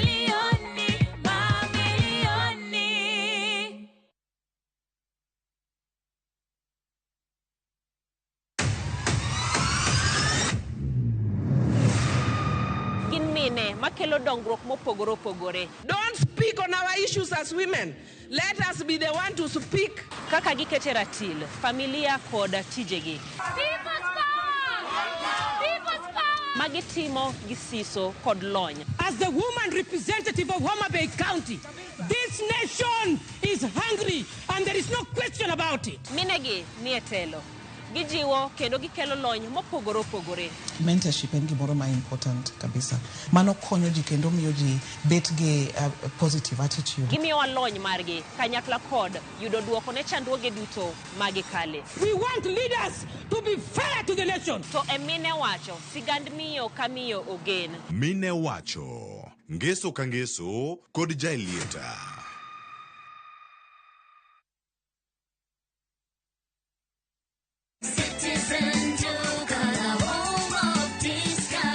Najua unapanga kwenda shopping. Citizen Duka na Quickmart inakuletea ofa mpya ya mama mpenzi. For only 1,765 shillings unapata unga ya ugali ya 2 kg at 109 bob, unga ya chapati 2 kg at 149 bob, mchele ya basmati 2 kg at 649 bob, skari 2 kg at 279 bob, mafuta ya kupika 2 liters at 539 bob. Hizi zote ni less than 2,000 shillings, meaning una save 332 shillings ukitumia Citizen Duka. Piga *487*5#. Chagua Quickmart, then chagua mama mpenzi. Lipa na utapata message ya kwenda kuchukua package yako kwa Citizen Duka counter ya any Quickmart supermarket karibu na wewe. Citizen Duka, home of discount.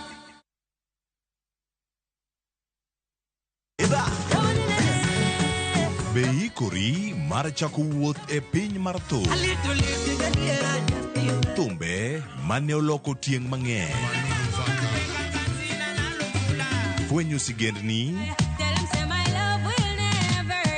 wende mag piny, koda sigendni mayudore e wendego. Thum gimoro. Okay. Den gi radhi. Okay.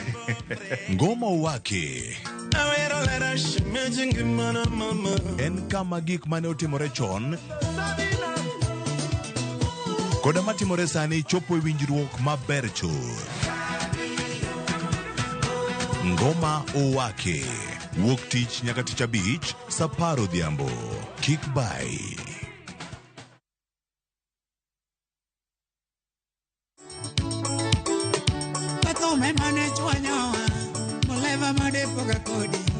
Wacho thuma biro weyo Masi Eric Kawuodho tieno chwanyowa Nyasembo made miweya. Mondo mi yud skisa tune mar Mili Nyarasembo, de star 860 star 416 ash. Ramogi TV e od jothumbe duto.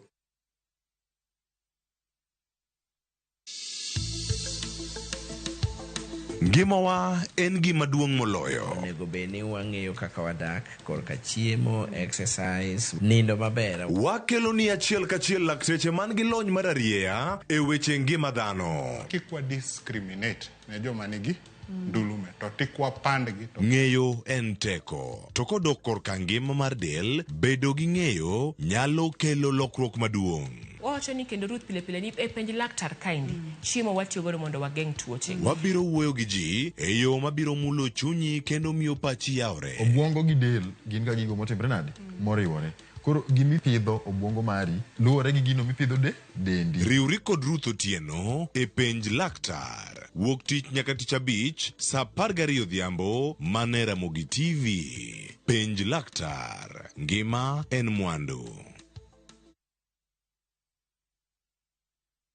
Habibi, twende Dubai na View Travel. Relax na Dow cruise along the Dubai Creek. Enjoy an exciting half-day city tour, a desert safari with a barbecue dinner. Now, uji treat to a shopping spree at the Dubai malls. All this and more in 5 days, starting from $680 per person sharing. Book now and lipa pole pole. Angukia deals motomoto na View Travel. Visit viewtravel.com, call or WhatsApp 0703-254-254. View Travel. Dream, explore, discover. Kwa Ramogi. Regulation occurred through Gimilogan public participation. Be ikori mar donjo matut e weche madongo e Uganda wa. Mibadhi ma wuok e NTSA ng'eny seriously. I have to say this. Wanono weche siasa kod weche mamulo ngima jopiny. Sama gigo nyaka japur. Nikech japur ni obro puro kande ni otere kanye. Buch jopiny en kama wamiyo pek paro kachiel kod nonro ma intiere godo. Wan gi chike mabeyo matayo gigi waduto te. Ok diang' wachnya every time ka ng'ato dwaro to waloko chike. Nyinga Trevor Ombija jandingo panga jo nyakach dendo nombija taya nyakwar guok kocha pesa. Wanere kendo. Tich adek ka tich adek, sa 3 otieno, mane Ramogi TV.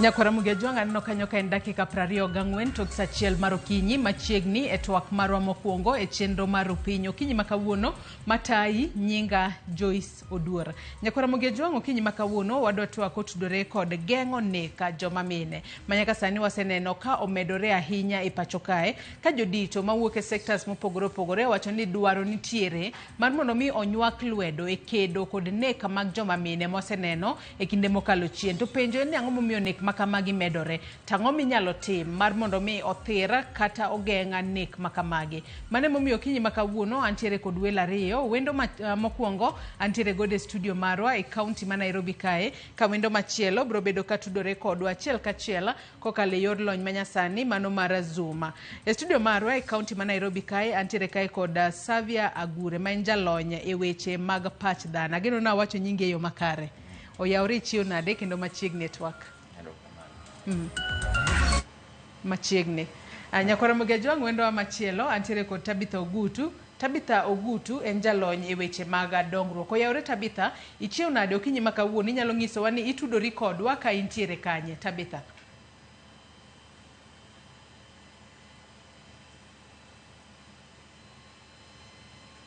Haya, Nyakwara Mugejuanga paro ni podwa loso weche mag tudruok e yo makare kod Tabitha Ogutu mabo bedo ka utudore kodwa achiel kachiel ka entiere e yor Zoom bendo bedo konyiso an okinyi makawuono oriwore kodwa ka entiere kanye. Kata kamano bed thuolo mar chwalonwa ote paro penjo mora mora kokale namba mar ote machuok 23600 Mbui moro mar Facebook ibiro yudowa achiel kachiel Ramogi TV X @Ramogi TV. Kan bende inyalo tudri koda e Facebook page mara ibiro yuda Joyce Oduor, mbui mara mar X ibiro yuda @JoyceOduor_.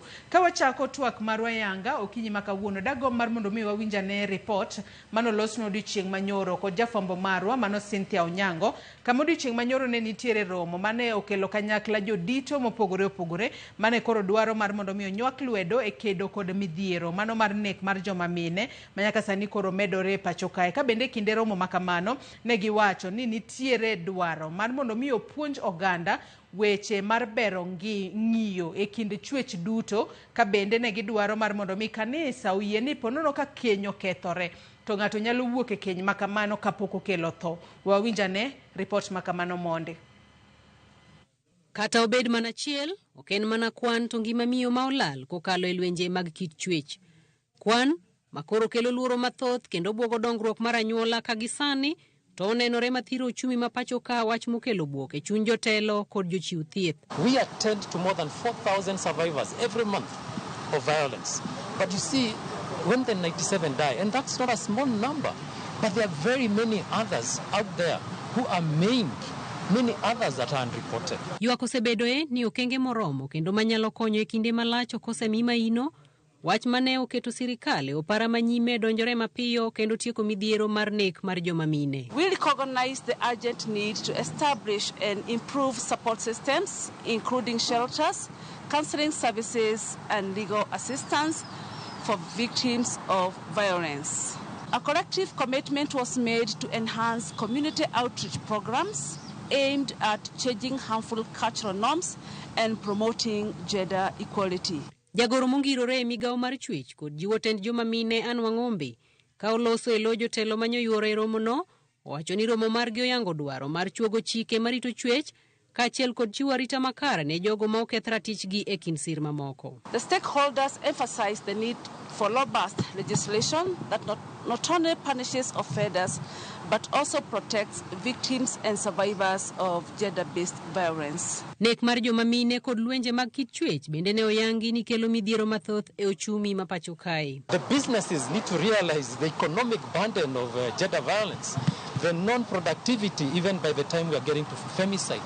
The femicide, which is very, very high, one is too many.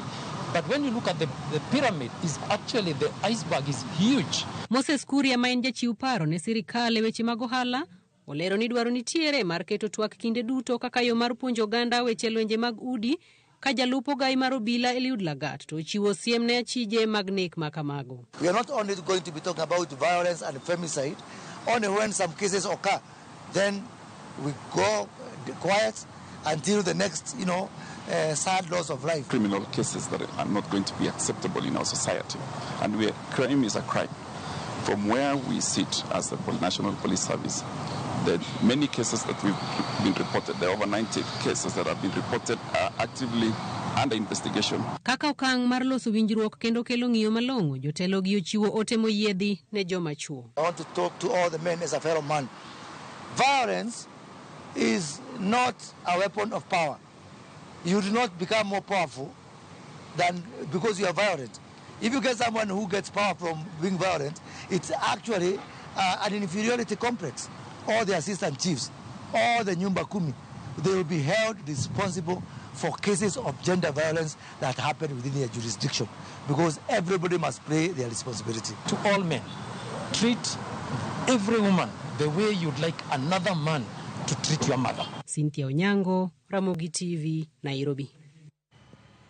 Aya mano report manolosnwa kanyo kod jafwambo marwa Cynthia Onyango kama bende jo kanyo mawuok e sectors mopogore opogore nonywako lwedo eneno ni nyalo geng'a nek mag joma mine. Akege thuolo ni ka wendowa machielo mano Tabitha Ogutu oseriwore kodwa e yo makare. Oyawre Tabitha, ichiw nade okinyi makawuono? Inyalo nyisowa ni okinyi makawuono itudori kodwa ka intiere kanye to waseneno ka nek mag mine omedore ahinya e pacho kae. Ang'o momiyo gisani ema waneno ka nek makamagi omedore ahinya? Tabitha, kachako kodi. Erokamano ahinya Joyce, ageno ni winjo maber koro sani. Wawinjore yo makare. atudre kod achiel kachiel ka Gemsiaya.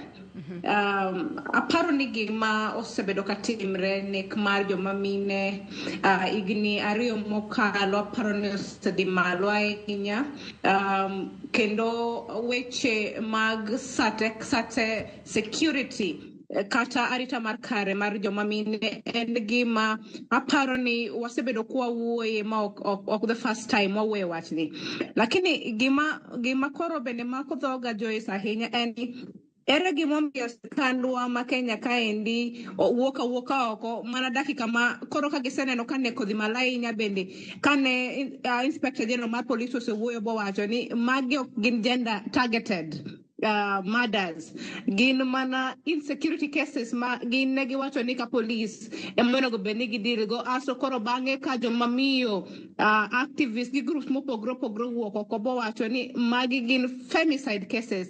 Koro kwaneno ni pogore mag sirkal koro bende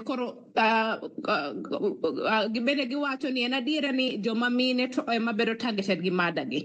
Aparo ni magi nick jack reactions to wadwaro permanent solutions manyalo konyo mondo gik machal kamae kik timre e higni mabiro.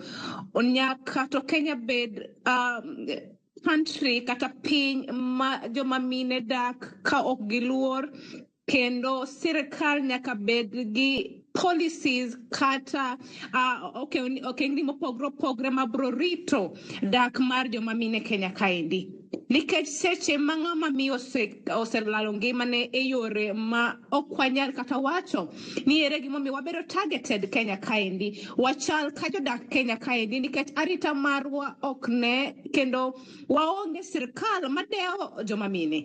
Koro wadwaro ni kigiwuok oko ni giloso buche gi weche gi mana ndalo ma joma mine moloyo 90 osenegi to giketnwa arita pile ma an kaka Tabitha Ogutu nyalo wuok gem dala wakaendi tadhi kuma dhiye tadhi kokang'ito kanito wachna mar chalo nade. Aparo ni Joyce kanyalo medo ni arita makor gwenge ma Kenya kaendi in general bende rach kabisa, ma aparo ni keto nyaka nyithindo matindo mabe manyiri nyaka yowuoyi nyaka ji duto e nafas ma aparo ni sirkal onego ng'i matut. Kwang'iyo maber to mana gem kuma ntiere ni mane ngima mar Moselal ma en wuod Siaya Willis ma bende daher oro mos kuom familia mare bende waneno wito ngimane. Nyiso ni nitiere gima sirikal makor gwenge police ok tim, to aparo ni sani kaka ang'iyo matut onego watim gimiluongo ni community policing ma arita wa nyaka koro bende chakre mana gi wan e kor gwenge.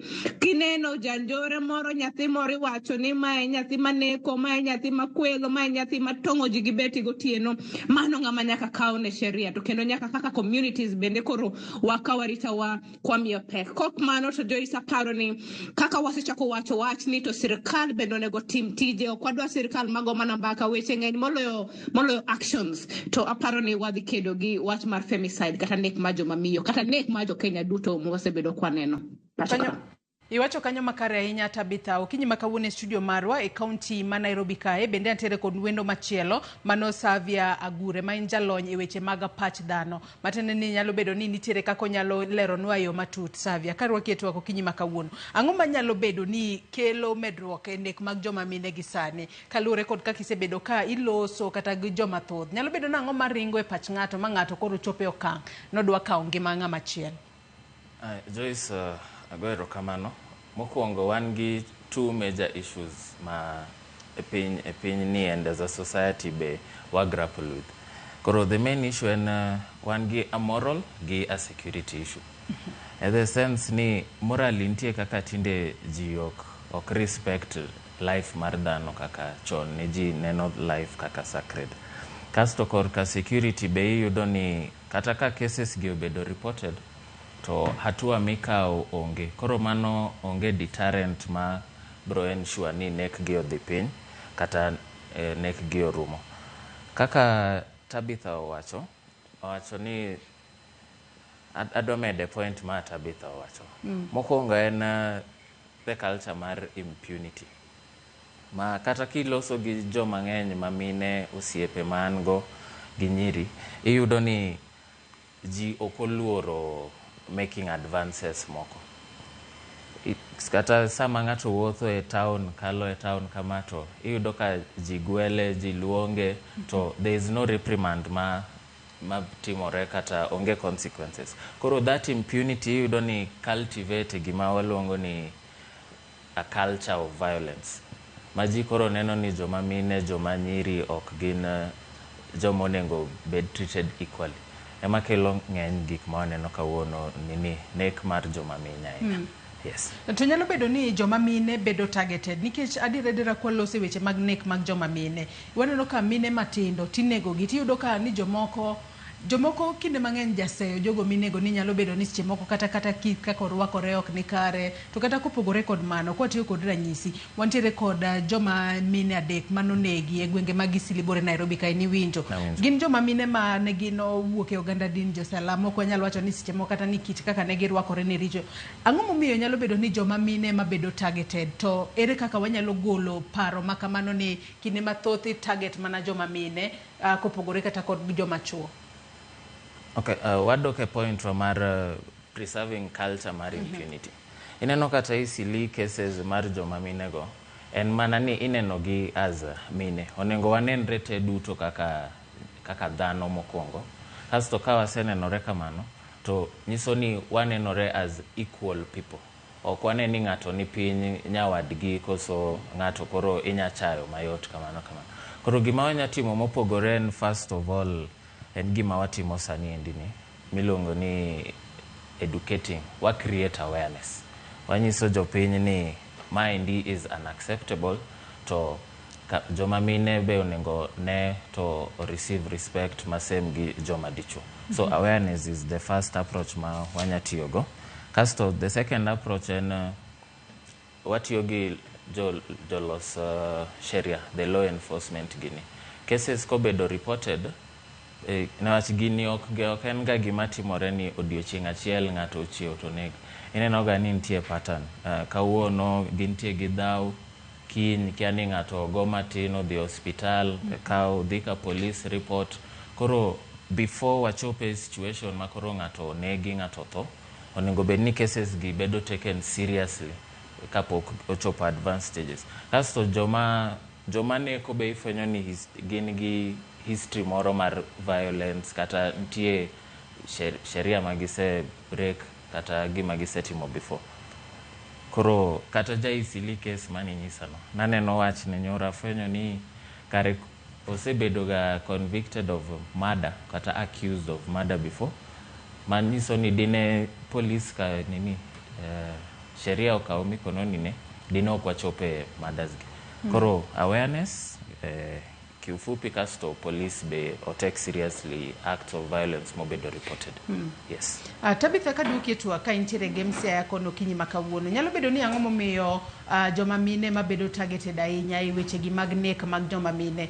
Nyalo bedo ni jomoko chayo joma mine ni en kit chwech moro mang'aw ma ok nyal defend themselves. To ere gima mine giwegi nyalo timo mar mondo mi kik giyudre e position machalo kamano, kata kama chalo kamano ma ng'ato kawe kaka jal mayom manyalo kata nege. Ba waseneno ka inego jomoko to nyaka kata fundi mag dendgi ing'ado, ipogo gino malit ahinya kendo gino ma ok ni kare. Tabitha, paro ni Joyce onge kaka dwa wach ni joma mine koro ni awach ni ji obiro ni dwaro kata bambi kata dwa negi kata dwa gowi to gin ji samoro ji 3. Aparo ni kaka ng'awa miyo ok inyal gori gi ji abilagi. Koro gima timre seche gi en ni iyudo ni joma mine bedo very helpless. Gibedo very helpless to a point ma koro iyudo ni tek mondo gitiyo gi miluongo ni self defense. Koro ka self defense bedo tich matek, to iyudo ni koro nikech teko mwan godo ma physical cha ok chal gi mar joma chuo. Koro ibo yudo ni ng'ama miyo bedo victim nikech koro okwanyal gore, okwanyal dira ngum, okwanyal timo gimoro amora kaka ng'ama dichuo nya timo. Koro gima daher wacho ni chuo ma wan godo e miere, ma wan godo kaka owetewa, ma wan godo kaka jirandewa, osiepewa, nyaka to koro ng'ini wan kaka joma miyo oritwa nikech wan victims, to kendo kok giritowa kaka onego bed ni ritowa, to pile pile wabo ywak kaka ywak higa duogo. Koro en responsibility mar ji duto, koa e chief, koa e mlango 10, nikech mlango 10 gi gin joma chuo. En responsibility mar dichuo mora e dala kacha mondo ng'ini chi wuode mane dala ok go. En responsibility mar wuon ot kata wuon paro ni jaode dala kacha ok go, mondo yawuote kik ne ni en gima kare dhi go mono kucha. En gima nyaka to koro wadog chien ka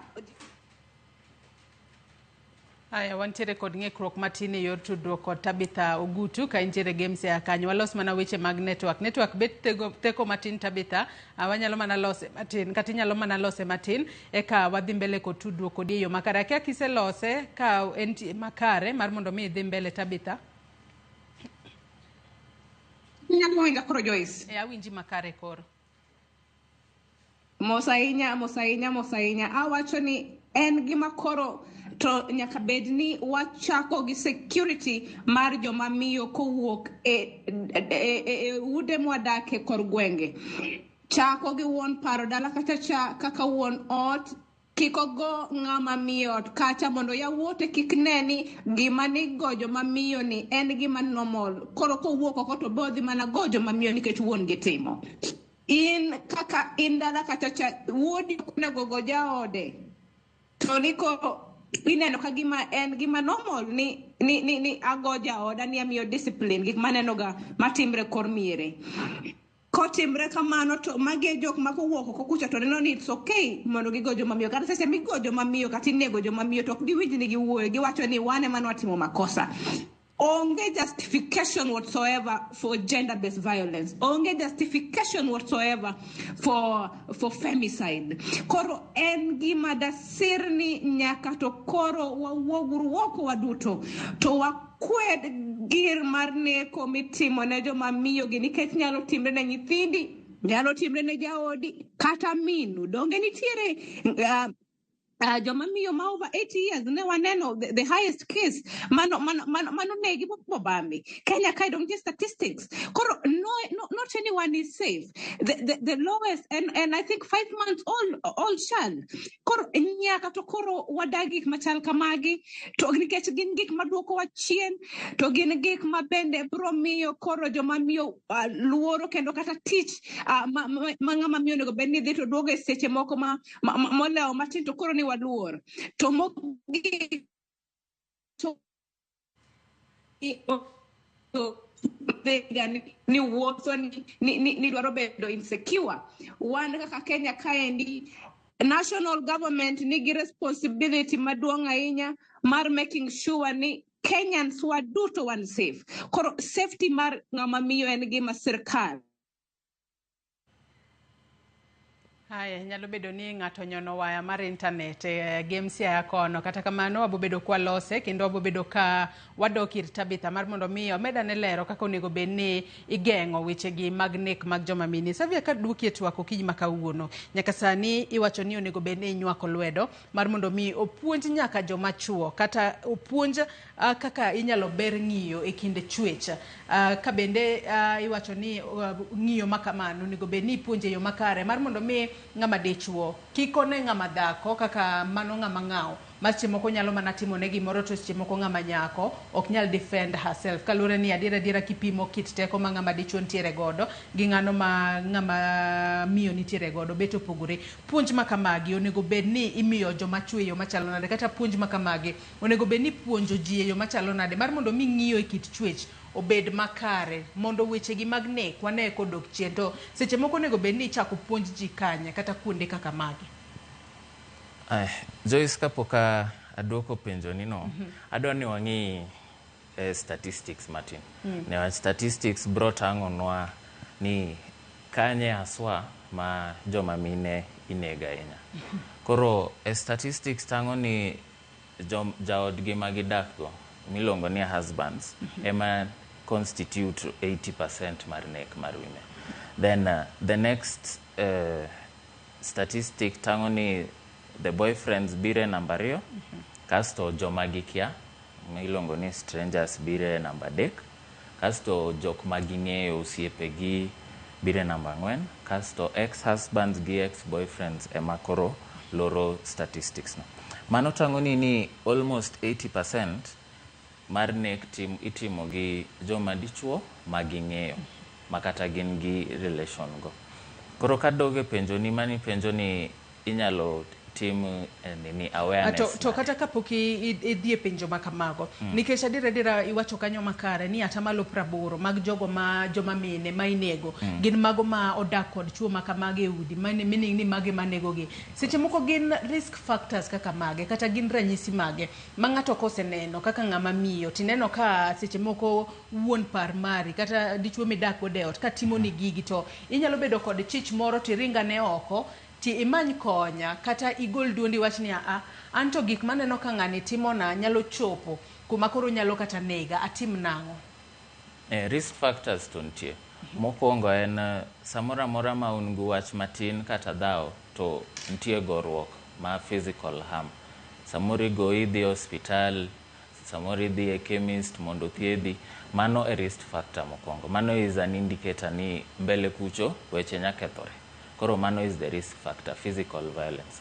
Second risk factor en ni ng'ama intie go ng'ama idak go en ng'ama ing'eyo maber. Ting'eyo ni chon kano dak kama ne en ng'ata inani. Kata samoro ki uotho kode matin to ng'ato chwanye ineno ka en ng'ama dhao ni mane lwete en ready. Koro mano is a major risk factor. To predominantly mane main risk factor matang'o ni gani ng'ato violent. Koro mano kineno to onengi ing'e ni kaendi to shida ntie. Tidhi report kata imany kaki idhi nini bet kama at least in safe matin. To koro kwado korka puonj mage monego bed ni chiwo. Koro mokwongo en counseling. I believe gani counseling ing'e ni dhano ng'ama kiwuoyo go kama indi to ifwenyo ni ng'ato samoro kia gima thagi. Ng'ato samoro en ong'e mana ni en dhawe gimong'eyo newach okia ni oko kaka rebe ji nyawuoye to nini miye same result. Koro counseling is the first approach. Secondly, en community training. King'iyo kuonde ma gigi timore be ahinya, ng'eny gi nie towns, yes, but be e dala kuchacha ntie gik mokaina gi. Koro onego be wadhie interior kuchacha oko mar town wa educate the rest. Schools be onego wapuonj joma dichuo ni kama indie kaka onego wasuluhisha weche life onego ibed ni preserve kama okonengo ji onegreji ogore ainago. Koro awareness e schools, e communities, e teach, mtandao online ka indi kaka tinde ntie YouTube, magote, emanya tiyogo awareness. Tabithi winjo moko kuom risk factors ma Savio wacho ka intiere studio ka ni seche moko ka in ng'ano mamiyo ka intiere kod jal ma ichich ni nyalo bedo ni en violent matin to inyalo kawo okang' mar mondo mi ineni mane risk factor kata mano bed chich maduong' ni kuma gini chope gini nyalo miyo ikawo ngimana oko. Tadira Tabitha ka wang'iyo kaka ji odak e udi kuonde gi nikech wang'eyo ni obed kata ng'ama miyo ma intiere keny kacha to seche moko wuon par mare kata dichuo modak godo kinde mathoth goye to jomoko ng'ise ni ni mago mana gik dak. Jomoko bende wacho ga ni ni kogoyi to mane manyiso ni oheri to mage gik makela jema ema miyo koro inego joma mine. Wan kaka joma mine kata joma mine ere kaka onego wagol paro makamano e pachwa mar mondo mi wachung' motegno mondo kik ochope okang' ma koro inego joma mine. Ng'ato ochako odiochieng' mokwongo seche moko padi tiwacho ni pada mana matin pod ohera koro pod ivumilia to e kinde mivumilia ka ema koro chopo okang' ma koro ikawo ngimani to kosenegi to mari orumo manage kanyo. Tabitha ni Joyce penjo maber ahinya. Iwacho ni ng'ato kopadi dichiel to apatno loso yone apata 1,000 mabiro mbele to kotieko to en mana nek nikech ng'ama nyalo kawo lwete bigoyi mano ok ng'ama oheri en ng'ama protecti. Wan kaka ne wasewacho cha ng'ama miyo nyaka bed ng'ama bedo protected. To dichuo tije maduong' e ot kata cha en protecting the family. To nyako chak mana gi protection mar min nyithinde kata mar jaode. Koro seche ma ene mokawo lwete oketo kuomi cha mano ok hera. Ng'ama oheri ok nyal goyi. Ng'ama oheri gadiera Joyce ok nyal goyi mong'eni ogoyo tidhi winjo malit e dendi. Mano da. Nikech kaponi ugwenyore ot kata cha nitiere yore mopogore mag suluhisha weche mag dak mok nyal kosekana. To goch midwa go ng'ama miyo bende ok en dichuo wadu onge teko ma in godo. Mano ok en era. Koro seche ma ogoyi mokwongo cha taparo ni onego ka ng'ama miyo ing'eni mano first red flag. To kendo obiro goyi mowuok e goch mar patno to dhi e agwecho to en koro igoyi nyaka koro gimsip to mana kamano to koro ing'eni obedo gi confidence mang'eny koro nyaka ta dei bonegi. To emane gik mokwadwa emomiyo watemo jiwo joma chuo ma wadago e kod miere ni kuyie to koro kawauru ka responsibility maru. Security wachakre kodu. Seche ma in dichwado ga jaodi od kacha to nyathini ma dichuo neno.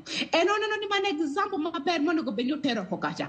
Koro kodhi oyudo ng'ama miyo moro kacha bendo goyo nikech dana kucha mana example ma wuon gi oneno kachiwo. Emomiyo wacho ni kata kikweri kata ka un gi wach moro gi jaodi od kacha to ka nyithindo neno to kata goruok no boko nego bede ni chuo.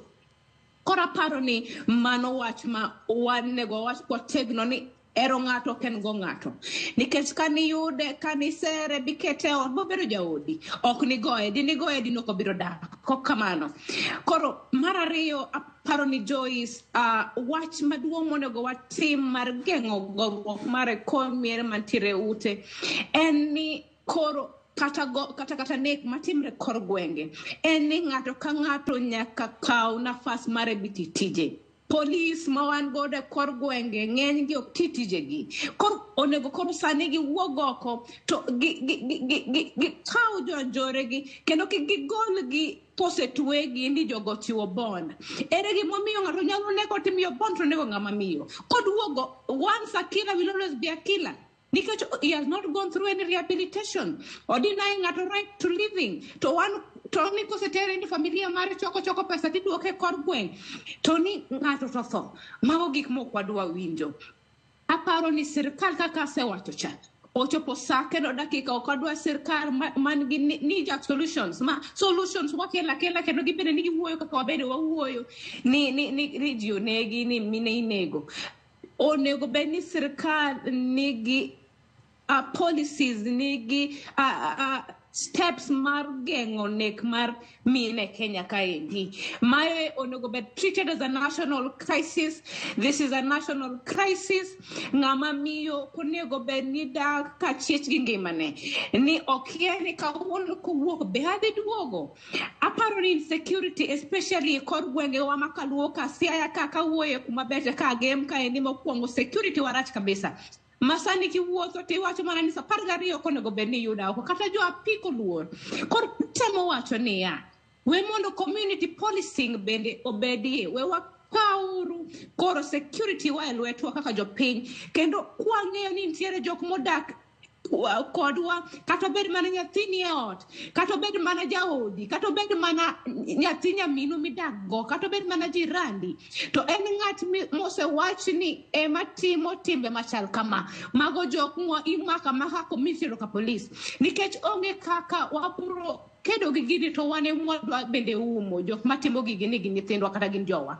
Aparo ni kwatimo kamano to bende wadhi dak e yo maber to mogik kawacho Joyce en ni wawe kuru wacho ni any form of gender-based violence nishi andit nikech no rwakre kama nikech no timo kama nikech no ne makango mule ko wuotho wach mar makanga be mulo joma miyo ka wuotho ka ng'ati penja ni dwa dhi kanya ti weri godo to obo wacho ne dwa dhi koso ka dwa dhi mulo no to kendo koro kodagi ti dwa kata goye no mano gender-based violence mapani gika bila go bendo kwadwa neno onego bed ni koro gima timre en ni gender-based violence ko timre to okwangi gik moko matin matindo tindo ni norwakre nang'o ni noduoko makanga nade ni kata noduoko ng'ama nogoyeno nade en ni goch okonego igo ng'ama miyo to worst of it all ngima mar ng'ama miyo okonego be ni kao nikech ni security mare ne rach kata ni no onge right of defense nikech wan to ok dwa gore gi joma chuo ok dwa gore gi joma chuo teko gi oingo wa koro protection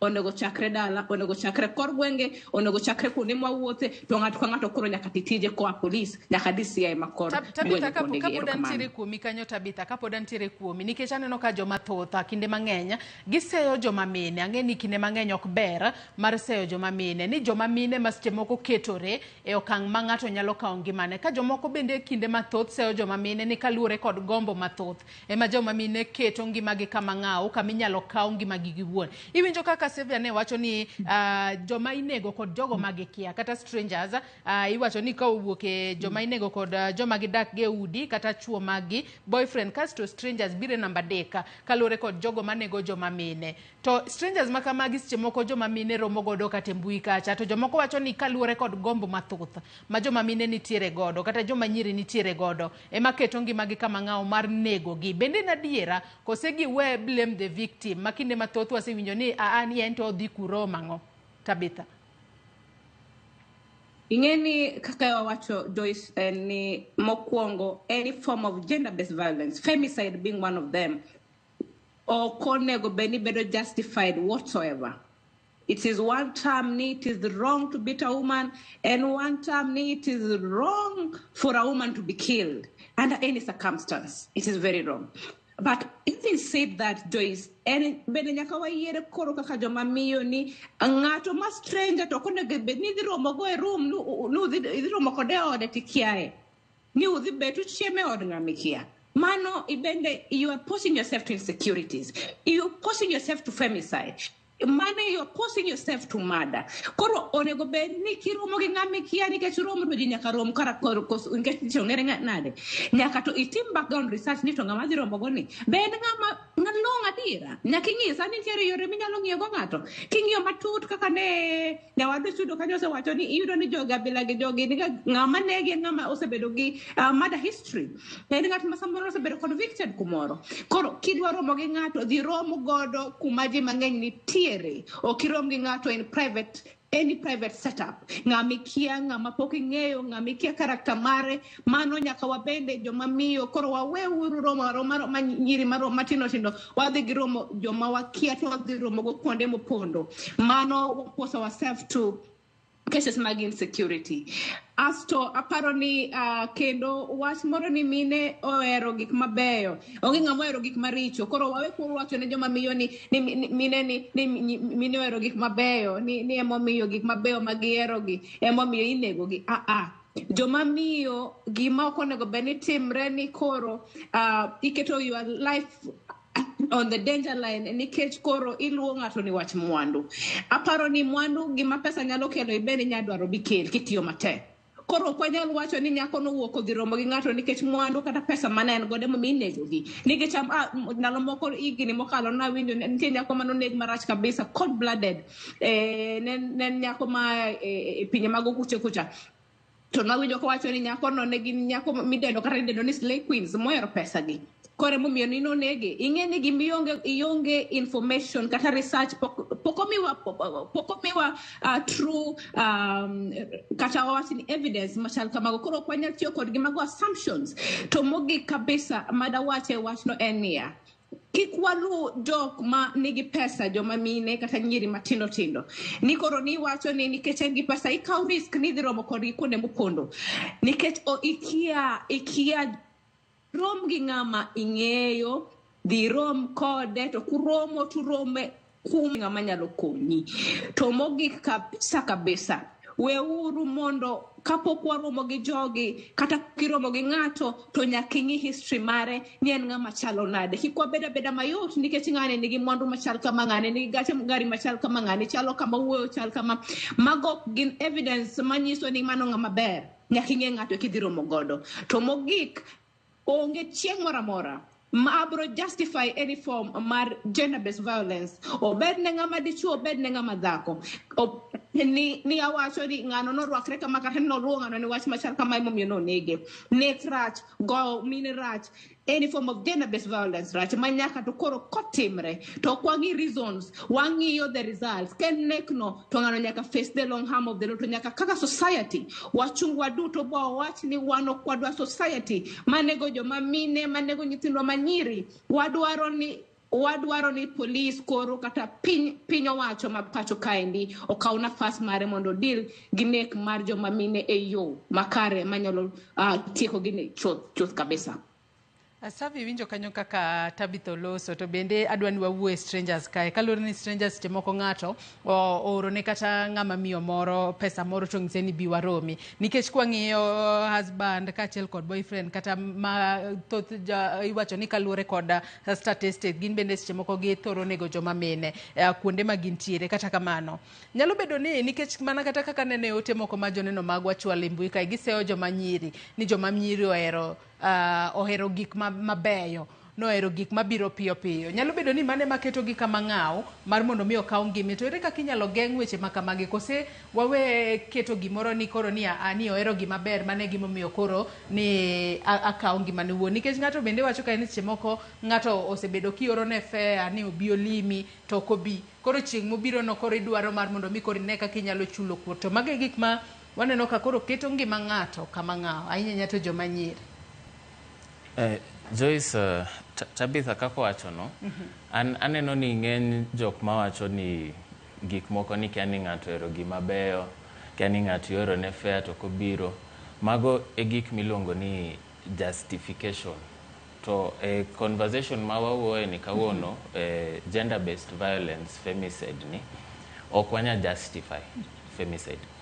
Kawadoke statistics kaka nembni wacho ni 80% mar femicides timore ot. Manyiso ni 20% kende ema wanya attribute ni strangers kata joma oko. Koro kawa focus on side show ni kia ni ng'ato ero gima beyo ng'ato kia ni chamo fea ang'o mago constitute mana 20%. Praboro mang'eny gi en 80% ni mani e ot emonengo wa focus on. But ka duoko penjo ni miwacho no to ananeno kamano gitemo mana justify. Ma ok en gino makare. Ma ok en gino makare. Onengo ji obed ni ngima mora mora kokaw through gender-based violence ok ing'i ni kiani ng'ano nonengo obi to kobiro kiani ochamo pesa na mago ok nal justify gender-based violence. Koro wachno kayego. Yes. To bende mana kaka iwacho nonego bed ni wagede atamalo 80 mag jogo ma inege udi. Kata kamane wawacho kanyo ni nyalo bedo kata kinde mane wachako wacho ni weche gi mag nek mag joma mine medore kaluore ni onge okang' mikawo ne joma oseneko. Bende nitiere step minyalo kaw ne jogo ma osenego joma mine pacho kae manyalo bedo ranyisi ma ng'ato kobedo piny to seche moko paro mar neko bire pache to wacho ni kaluore kod kuma mano mi ng'ama chielo kadwa ni kum makamano an bendo yuda nikech adier wanyalo neno ka mana kiwacho ni seche moko jomoko konegi to koseneko to bang' thuolo machuok waneno ka bura yware kata do kacha kata kot kacha kata bang' thuolo machuok tigole oko e yor bond gino mabende koro pod inyalo miye mano liwe ni wadong kata ng'ane chana nego to weya thuolo mabe koro kanego ma ng'ama chielo dong onge gima sirikal bro timona kata kamano ere kaka sirikal onego bed ni rido chike motudore kod nek mag joma mine. Okay, gima sirikal nyatimo mokwongo kapok wachope sirikal wanya ng'iyo kaka wadake udi wan owuon. Gimiluongo ni community policing. Kamudake no ka ng'ato useng'eyo ni ma ng'amonego to onengo una za community ubiro kanyakla to ufuatilia wach ng'ani. Kasto kaka longena Tabitha wacho ni tinde nitie mbinu minyalo timo kata Google search. Ing'iyo ni ng'ama kama wachne ni osedhi nade. Koro mano be bro konyo. Ng'ama oseneko onengo bed ni wa report kasto wechege go bede mtandao kaendi. Bro konyo the next victims makapok oromo kodgi to Google gi matin to nyaneno ni ng'ani nitie gi record mar neko. Serikal nya introduce policies ma emphasize on importance mar human life to fight against gender-based violence. Njia makama. Sani policies ntie, but implementation onge. Emomi ineno ni ng'ato neko, kinya en gi bond, case kiani URA court 2 years ni ng'at moro kendo bose inyo. Koro policy gi nyaketo ni ng'ama nigi case mar neko to onge bond. Mondo en kodong' e iye kucho to wabro prevent ng'amo nyaro mogo koka monegi. Koro mane gima sirikal nyatimo community onengo watim community policing wanowuon. Yes. Tabitha, bendi paro ni sirikal osetimo moromo neno ni ogeng' nek mag joma mine inya nyako tudore kod kuma ma imiyo jogo moneko nikech wanyalo neno mana penjo mapenjo Savia kae ni nitiere cases moko mayuare ahinya doho to bang' mano kata kosemak ng'ato to nitiere moko ma iweyo thuolo e yor bond to koseweyi thuolo e yor bond to kata family mar seche moko jal minego nyalo feel ni ngima gi ok nitiere kama kare ka koro gineno ka jal manonego kata nyathigi pod iwuotho oko kacha kendo wuotho mana ka ng'ama ok timo gimoro amora. Tabitha. Kamano Joyce kuom penjo maberno. Aparo ni wach moro miwacho kata mar fair ni ng'ato nochamo fair ni koro donge chamo ga fair. To fair sika ng'ato chamo to mano inyalo tero ka police. Mano chal ng'at ma ni oro ne pesa by mistake. To itero ka police kacha to nitiere procedures miluwo tiduoko ni pesa ni. Ok ineg ng'ato ne wach fair. Fair ni neg ne ng'ato adiera. Samoro inego ne ng'ato siling 1,000 siling 2,500. Mago itatero ka police iluwo kacha cha. Wachali jagowi marach, jagowi makawo pesa to duoki. Mago iluongo ni petty debts. Koro petty debts go gin gik minyalo diru ka police ki feel ni pesa ni ocham e yo mok mar adiera to nyiri be kik waweuru chamo fair. Tinde aparo ni ka ng'ato luongi dhi limbe to nyiri sani wan empowered. Aparo ni nitie gik monego wawe timo. Ikawo fair ni tidhi kucha to kidwa neno ng'ato to you just take care of your bills. Mondo reasons moko ma petty miyudra ni fair ni naoro fair no osecham magi gik marumo. Koro to ka ng'ato chamo fechi ter ng'ano ka police kata ka village elder kata ways ni safari komo duok ni pesa ni giduoko ga tinde. Mano kendo reason man ne ng'ama miyo.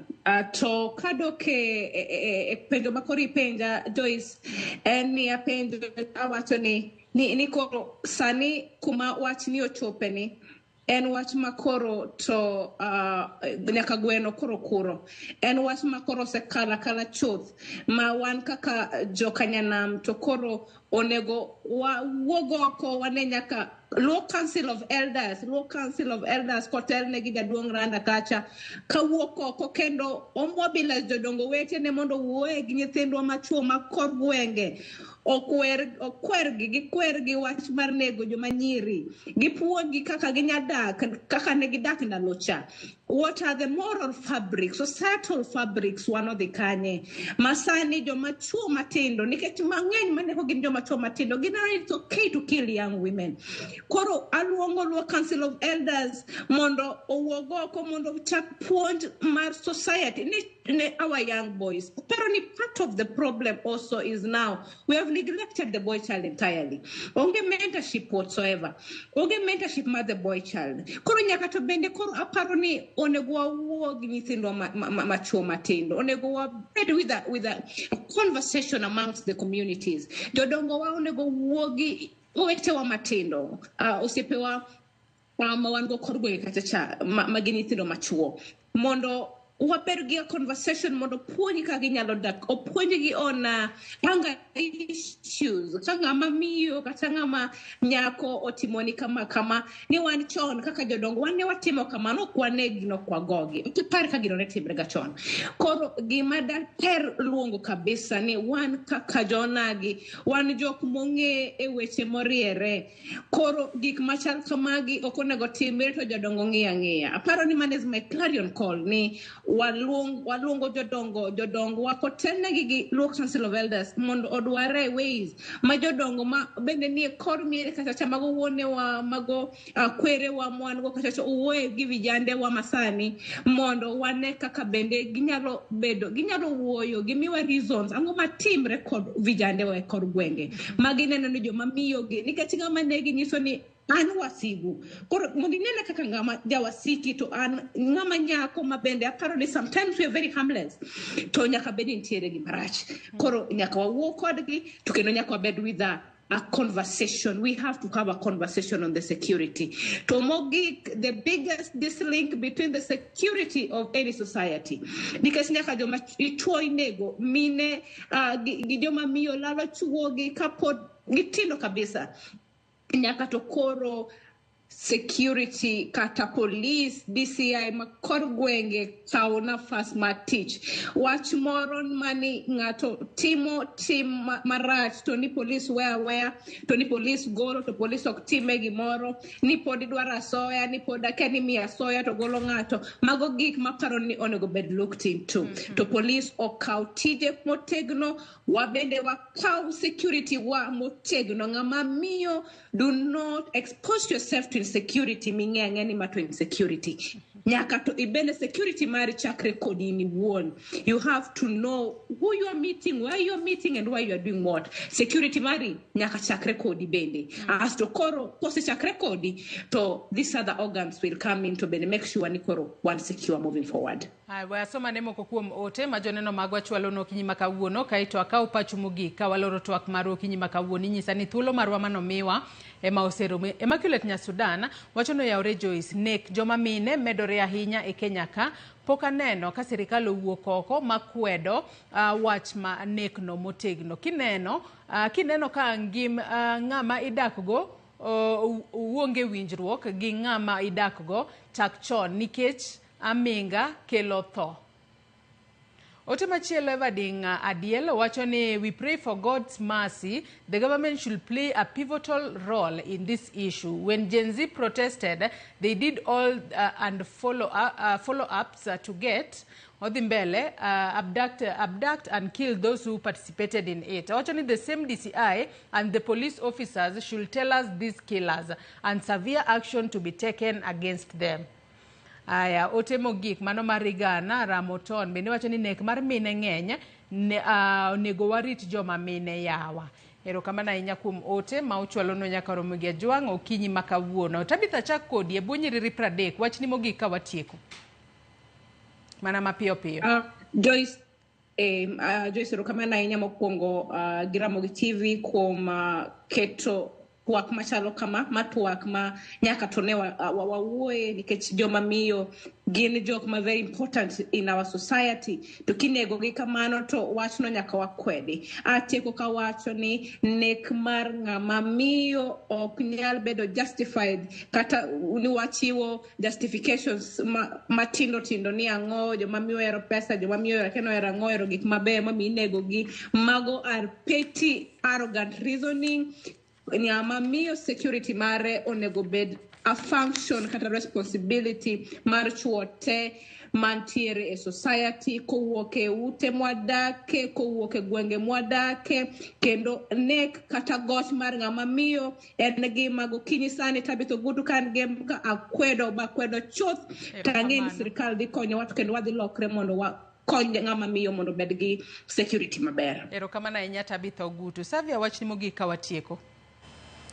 Joyce wach na mogik en ni nek mar miyo ok gima ber to kaka dhano ok onego ng'ato onego wadgi koro police onego intervene gi team investigations piyo gi convict to ng'ama nigi criminal history mar gender based violence onego bed treated very differently gi any other person kata accused mondo at least wa reduce ne waseneno patterns ni end result ma is the femicide ineno ka historically ntie pattern mar gender based violence kore ka orumo gi femicide koro ng'ata ma nigi gender based violence case no nego bed taken seriously kasto mogik ka loro en ni awareness onengo wawuok okucho wa ilongo ni amplify the voice mar femicide ni gi gender based violence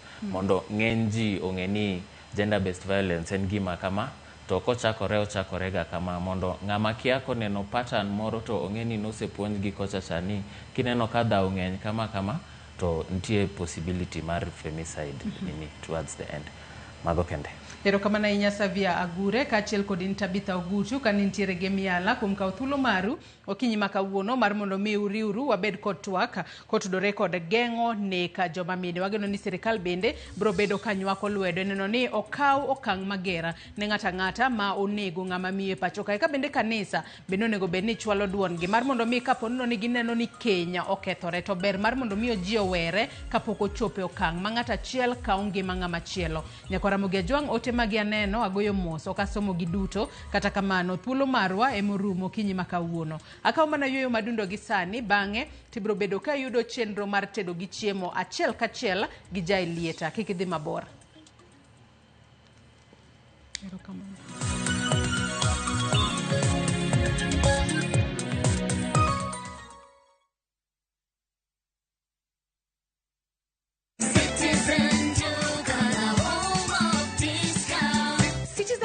The home of discounts inakuletea this week's Mama Safi package from Quickmart. For only 906 shillings, utapata 1 kg powder detergent at 329 bob, 800 grams bar soap at 149 bob, 4-pack white tissue paper at 189 bob, 140 grams toothpaste at 199 bob. Hizi zote ni less than 1,000 shillings, meaning utasave 219 shillings ukitumia Citizen Duka. Piga *487*5#. Choose Quickmart. Then select Mama Safi. Lipa na ukisha lipa utapata message ya kwenda kuchukua package yako kwa Citizen Duka counter ya any Quickmart supermarket karibu na wewe. Citizen Duka, the home of discount.